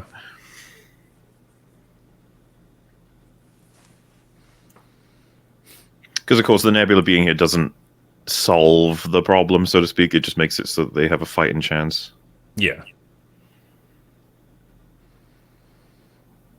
Well, again, it comes down to Khan's like blinkered desire for revenge. Where they say like, because his first officer I think says, right, I'm slowing this down. We're not going in there because like Yeah. we don't have any advantages then. And he's like, no, we're going in after them because Kirk baits him. Well, that was something I was led to believe. Is it true or false right now that they are traveling way faster than we're seeing them move right now? Yeah, yeah. Like they're traveling so fast that if we had a camera out in space, that we wouldn't be able to see shit, right? It would just be like, Yeah, they'd be like 10,000 miles an hour or something. They're going, but like for the sake of like the film and our ability to actually process it, yeah, I guess they slow it down. Or like the camera's moving as well, and like you're just seeing their speed relative to each other. yeah, the camera's Russian. It's got a little warp drive. Yeah.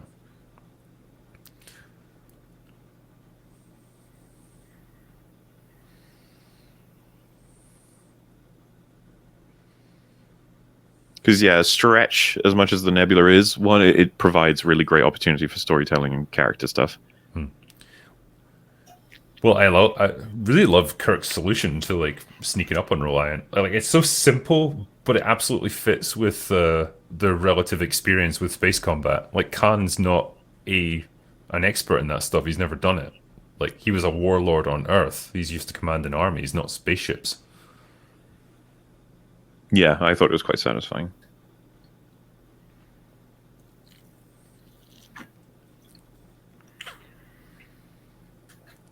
Yeah, yeah, dick.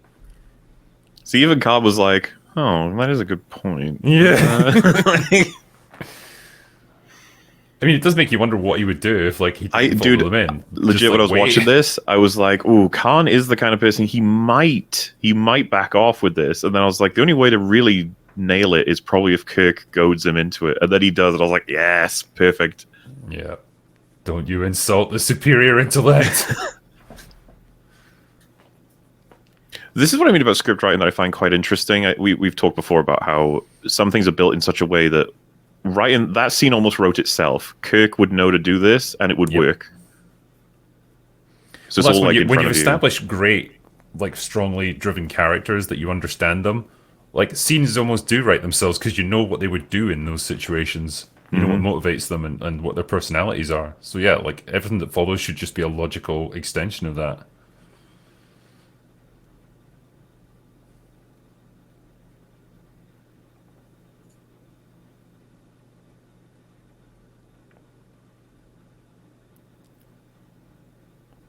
These scenes just look so cool. I I love quite especially like when the they Nebula, pass yeah. through. Yeah, when they pass through dark bits and you just see like the running lights of the ship and nothing else. Like it's kind of spooky and it just looks great.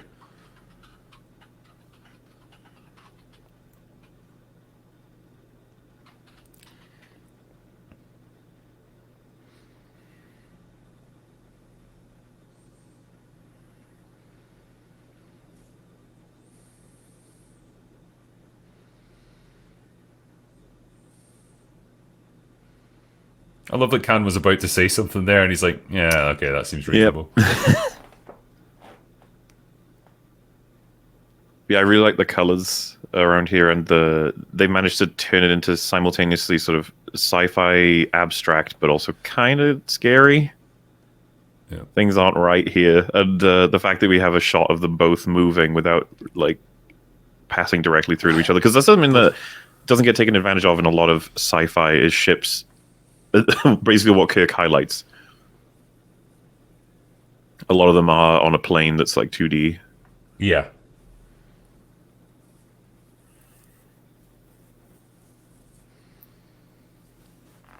Gonna have to eyeball it.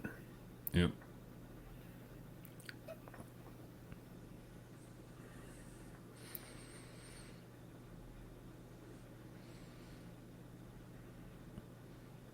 Well, it's close. I was gonna say it's like that fucking went nowhere near.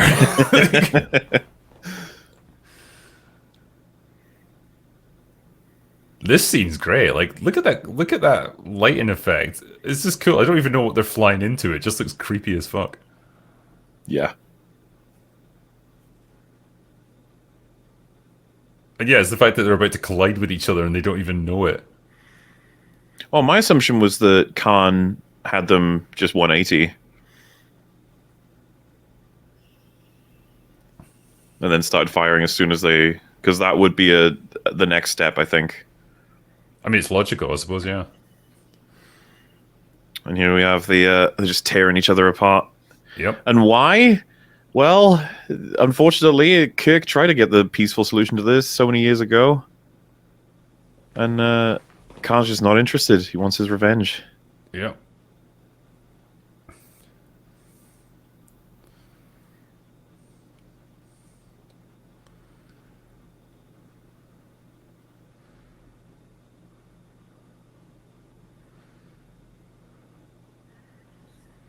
So the implication with that is just that he's very exhausted from working, is it? No, I think it's actually leaking radiation into like the compartment he's in. Well, I was worried about that because I was like, does that mean he's dead? Or I think up to a point you can kind of treat it, but like, yeah, if you receive a massive dose, not that I'm foreshadowing or anything, then No, you're of course kind of not. fucked. So yeah, that's what he, like. I guess what he's doing is he's going to shut down the core, so it's not going to be spewing any more radiation out, and like the be enough to keep them alive. I would not trust you to man the weapons of this starship right now. let him fucking sit in medbay, like read a book. Half your brain's been eaten by a space worm. Like,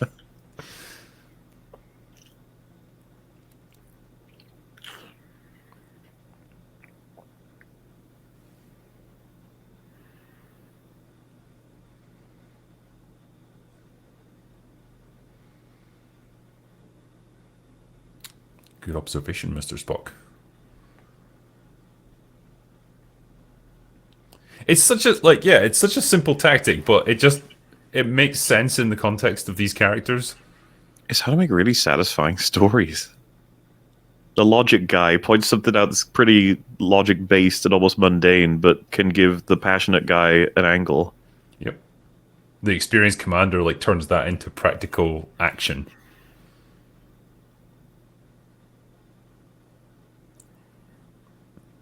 And yeah, these shots, they age really well. Yeah, it looks fine.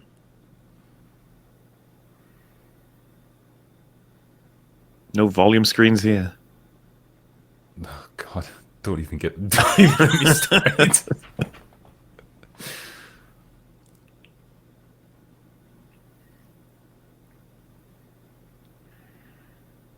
I feel like he's like actually alone on the bridge, and he's just like still not willing to give up. Never gives up on him.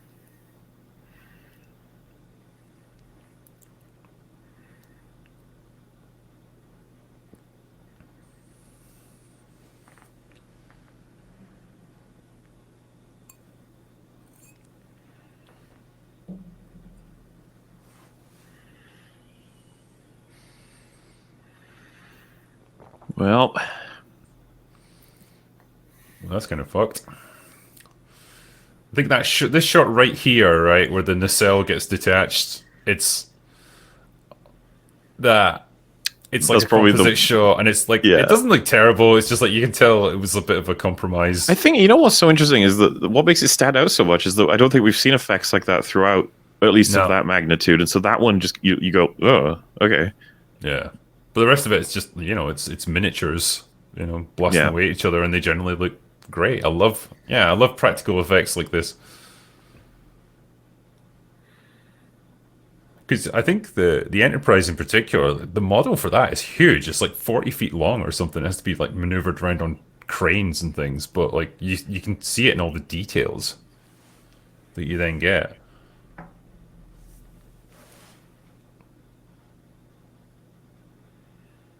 He's seen better days.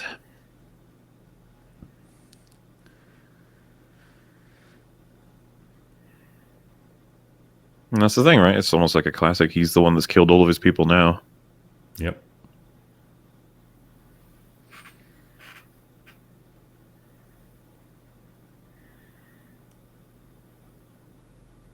And he's like, yeah, fuck you guys. I'm going to just blow us all up.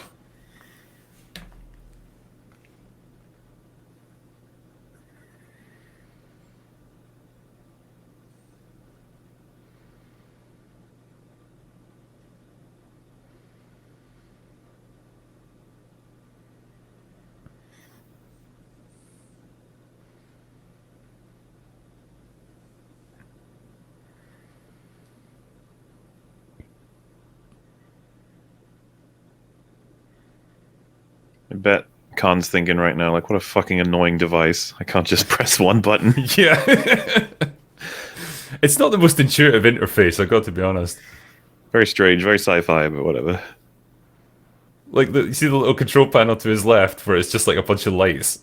flashing. Yeah. It's like, it doesn't mean anything, but it just looks cool. Fuck it.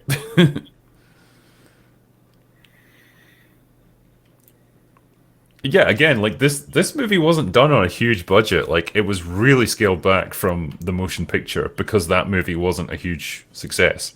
And so they really had to make the most of like what they had in terms of sets and props and stuff. But I think Which is kind of crazy because I don't feel at all like the budget is lacking in this film. yeah, no, it doesn't feel cheap.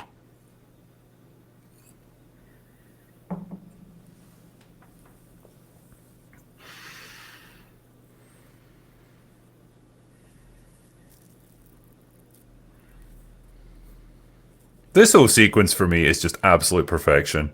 It is pretty damn good. Like tension, tragedy, action, like everything just comes together perfectly in this next 3 or 4 minutes. I love that little expression from him. Yep. It feels like there's just even a 1% chance there that he was like, I don't want to die. But I will. Yep. Doesn't say anything to anyone, doesn't say goodbyes or anything, just goes off and does it. That's the thing. No time to lose, right? Yeah. That's what it's very enjoyable to watch.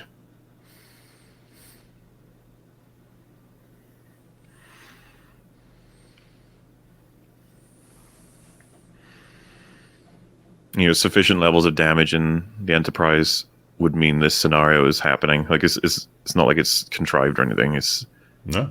perfectly Well, reasonable. you had the line from Scotty, it's like I had to take the warp core offline, you know? Like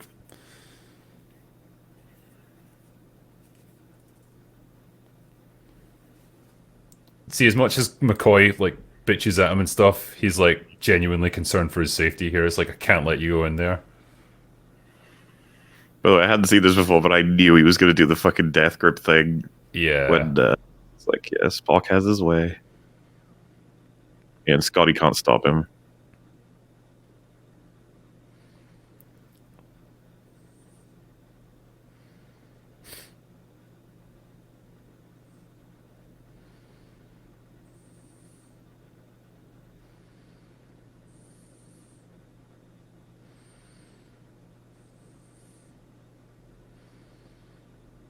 Oh yeah, and another choice they made, which I find interesting. I don't know what you think about it, but Khan dies believing he gets them.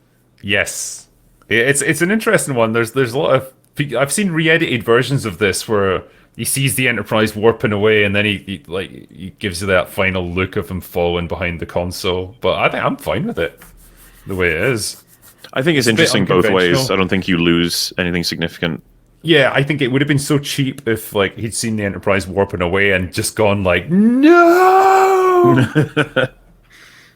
Well, here's a more radical one. What if he said the exact same line? The implication being, of course, yeah, you got away from me, yeah, but you're still gonna die.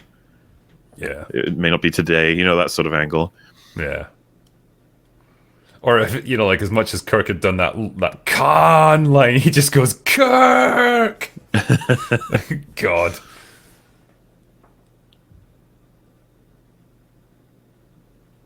See this, like Just- everyone from their point of view, they're all about to die, but like nobody's like running around panicking or whatever. They're all just at their stations waiting. Again, it's like professionalism, stoicism. Well, yeah, and only a handful of people know what Spock is doing, and they're too busy trying to compel him to get out than telling Kirk. Yeah.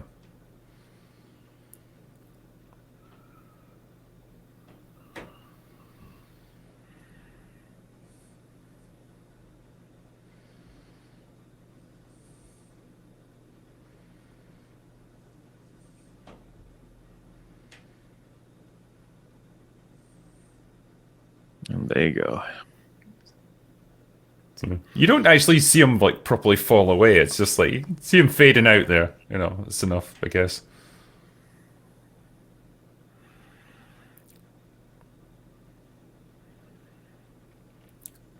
As if Sula needs to be reminded. It's like, Yeah. get the fuck out of here. It's like you can imagine him on his phone or something. Like, oh shit, I Yeah. wasn't paying attention. Like, which button do I? Oh, we press? are gonna make it? No way. Yeah. And there passeth Khan, the greatest villain in Star Trek history. Well, he can always come back. You know, Palpatine had it worse. I think you'd love to see him come back, right? Oh, for sure. Yeah, let's do a reboot. Let's do everything.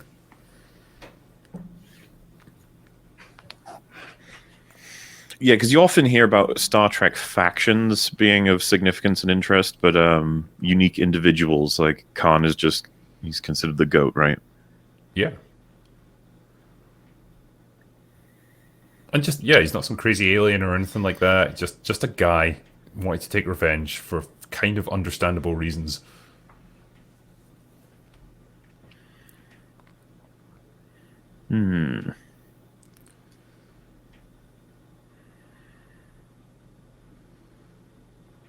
Isn't it great? Oh, I'll leave it for a second. This whole sequence of him like running down to engineering is intercut with like the planet forming, like Yeah. the end of Life. one life and the creation of something new. So that was Genesis reconfiguring the genetic code of the Nebula. Yeah, so I think like normally it wouldn't.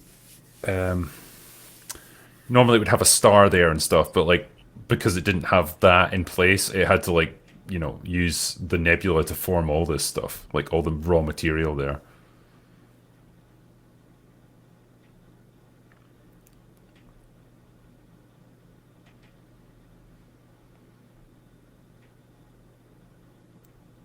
I will say, like Shatner's performance here, I can't fault it.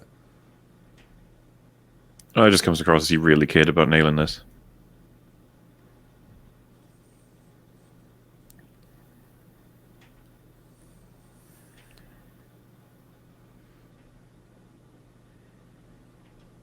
There's a little touch here that I really liked. That Is it smoothing Spock. down his uniform? Yeah, yeah. That is such a Spock thing to do. He's got to, even though he's been radiated to hell and back, he's got to have some You decorum realize- and respect. Well, you realize he can't see either. He just walks straight into the screen, you know.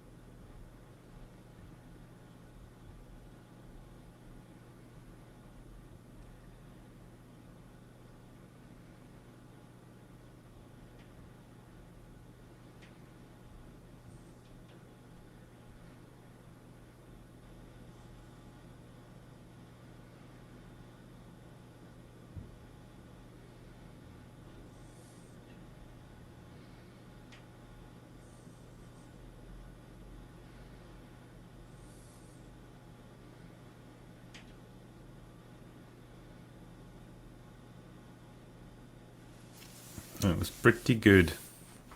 Yes, excellently acted.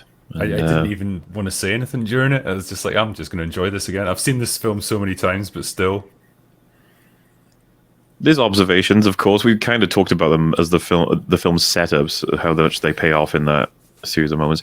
I adore the fact that he said this was my Kobayashi Maru, so to speak, Yeah. test of character, and he came through, of course. Yeah.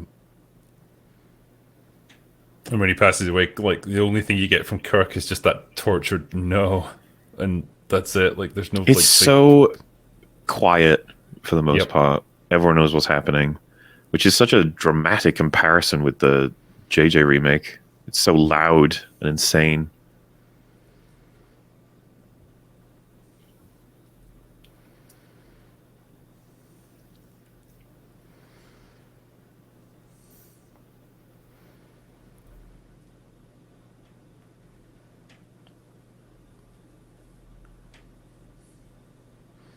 See, I've cited this scene as like just a great example of how writing used and performances used to be just so understated, and you can infer so much emotion just from that moment of Kirk, Yeah. like his voice breaking. That tells you so much more than like any hysterical bit of screaming or crying or whatever. Well, and she let out a tear there. She's that's huge for a Vulcan, isn't it? That's a big deal, yeah.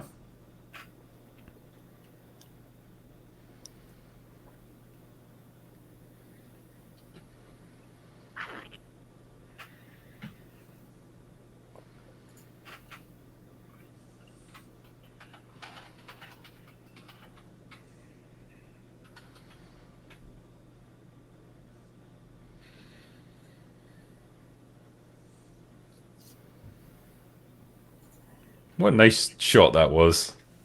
You know, just like the torpedo just going just as the sunset comes up.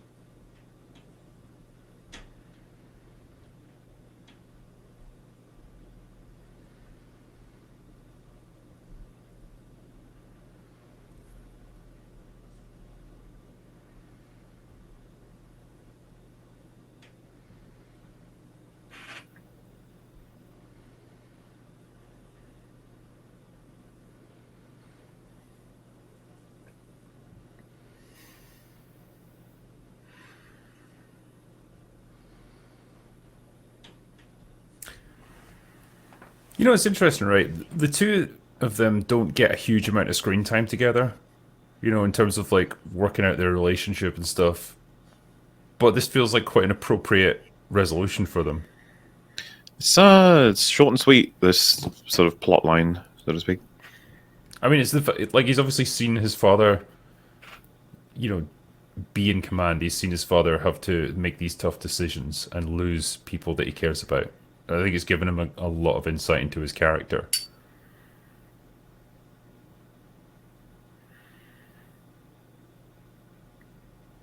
I think it was a good layer to have in the movie, along with so many thoughts and feelings about a life lived, Yep.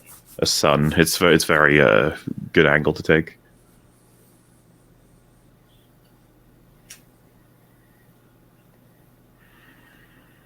There you go. Yeah. See, because it's not so to speak, in the actual thing. It just makes me wonder, like, oh fuck, did they catch that near the end? They were like, oh shit, the Reliant crew. Fuck, we did put a light in there. Yeah, it's like we don't want to have a downer sort of like, oh, they all got murdered, you know. Go and rescue them.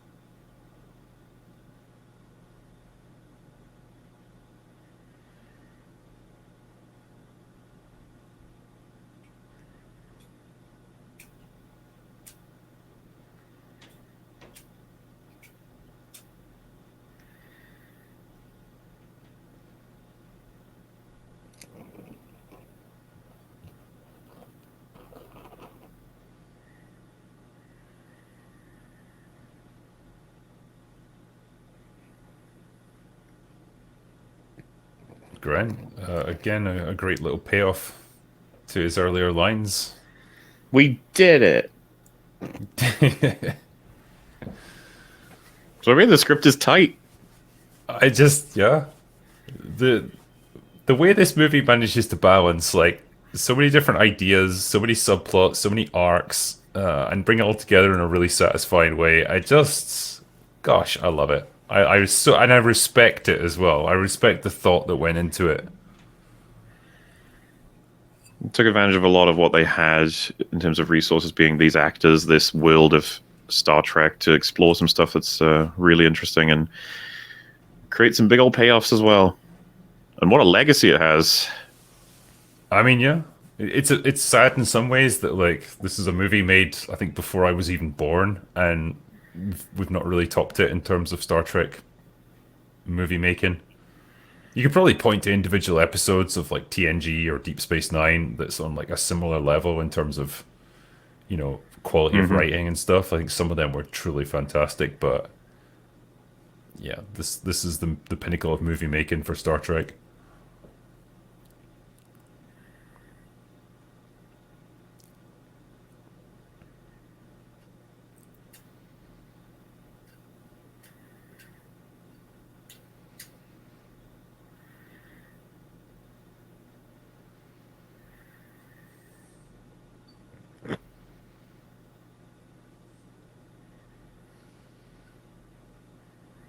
Yeah, Star Trek. We did it. I will say as well, like the little scene there at the end on the Genesis planet with Spock's torpedo, that was actually added after principal photography because this was genuinely meant to be Leonard Nimoy's last outing as Spock. Like he fully intended to just kill him off, but he had such a positive experience working on this movie. I think his attitude was like, you know what, maybe I could come back. Can maybe do another one, yeah. Yeah. And I think he directed the next one as well as being in it. So Oh, that's awesome. yeah, Because I always thought they left that in specifically just to leave the door open. Me and Rags were talking about that. Like, is it a matter of you don't want to freak the audience out too much as it's sort of like a bait of like, oh, you know, maybe it's not over there. I think back then it was like everything was to play for because they didn't even know if they were going to get another movie after this. Yeah. Like the motion picture had not been a big success, and they sunk a lot of money into that. With this, it was like, well, there's a reduced budget, but we still have no idea if it's going to be popular, if people are actually going to take to it. It could just be a flop, and this could be the end of it as far as we know. So yeah, there was an element of flying by the seat of their pants, but like they were at least smart enough to give a little bit of a doorway back if you wanted to.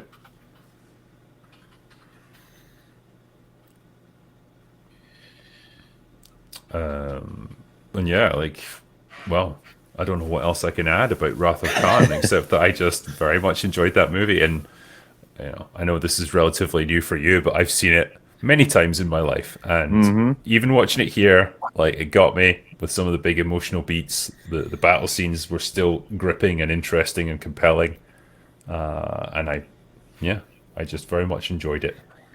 I thought it was very good, and I am already building up my Star Trek library. How impressive. Yeah.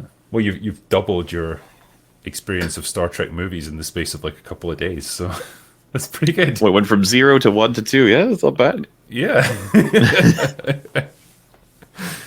And well, for people that are watching this on playback, I guess. Well, I hope you enjoyed our little commentary as we went through this. You know, this is the first time we've done it. It's not prepped or anything. We just kind of figured it out as we went. We gave our thoughts on each scene as it came. A lot of times, a lot of creators will be like, this wouldn't be possible without you. They'll say a line like that, or that this is happening because you guys blah blah blah. It's like this sort of format. It's pretty much just going to rely on whatever you guys think about it. If you're interested, if you're not, it's all good. No problem at all. This was really fun anyway. Yeah, I'd be happy if this was the only one of this kind that we ever did. I'd be all right with that. That is fine. If you want more, I guess make your thoughts known in the comments when you come to watch this, and maybe we could do other Star Trek movies or well, whole other different genres of films. Who knows? The potential is endless. The final frontier of movies. It is, yeah. We're going to explore new films and new storytelling ideas. But yeah, I guess it's just the credits that are rolling now, so we don't need that. You don't need to keep us going right until the end. But yeah, I guess for me and MauLer, well, do you have anything you'd like to add? Any final thoughts or anything? Well, I suppose some people will be checking this out, not just for you or for their interest in our commentary, but as a fascination of me watching Star Trek for essentially the first time, especially one as famous and beloved as this. I imagine I'll have to tell people about this having happened, because I think people wanted to know what I think of Wrath of Khan for a long time. And like I said, I think it's really good. It's a really strong script. I can understand why this is famous and beloved. It's a really great foundation. Star Trek seems like a really cool IP when you've only seen these first two films. Because like I said, I actually like the first film. I think it's fine. It's not like I don't think I'd watch it again. I could definitely see myself watching this again, though.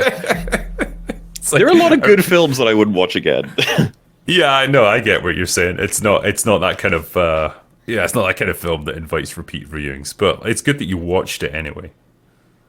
But yeah, this was a fun experience, and I look forward to understanding more about Star Trek as time goes on.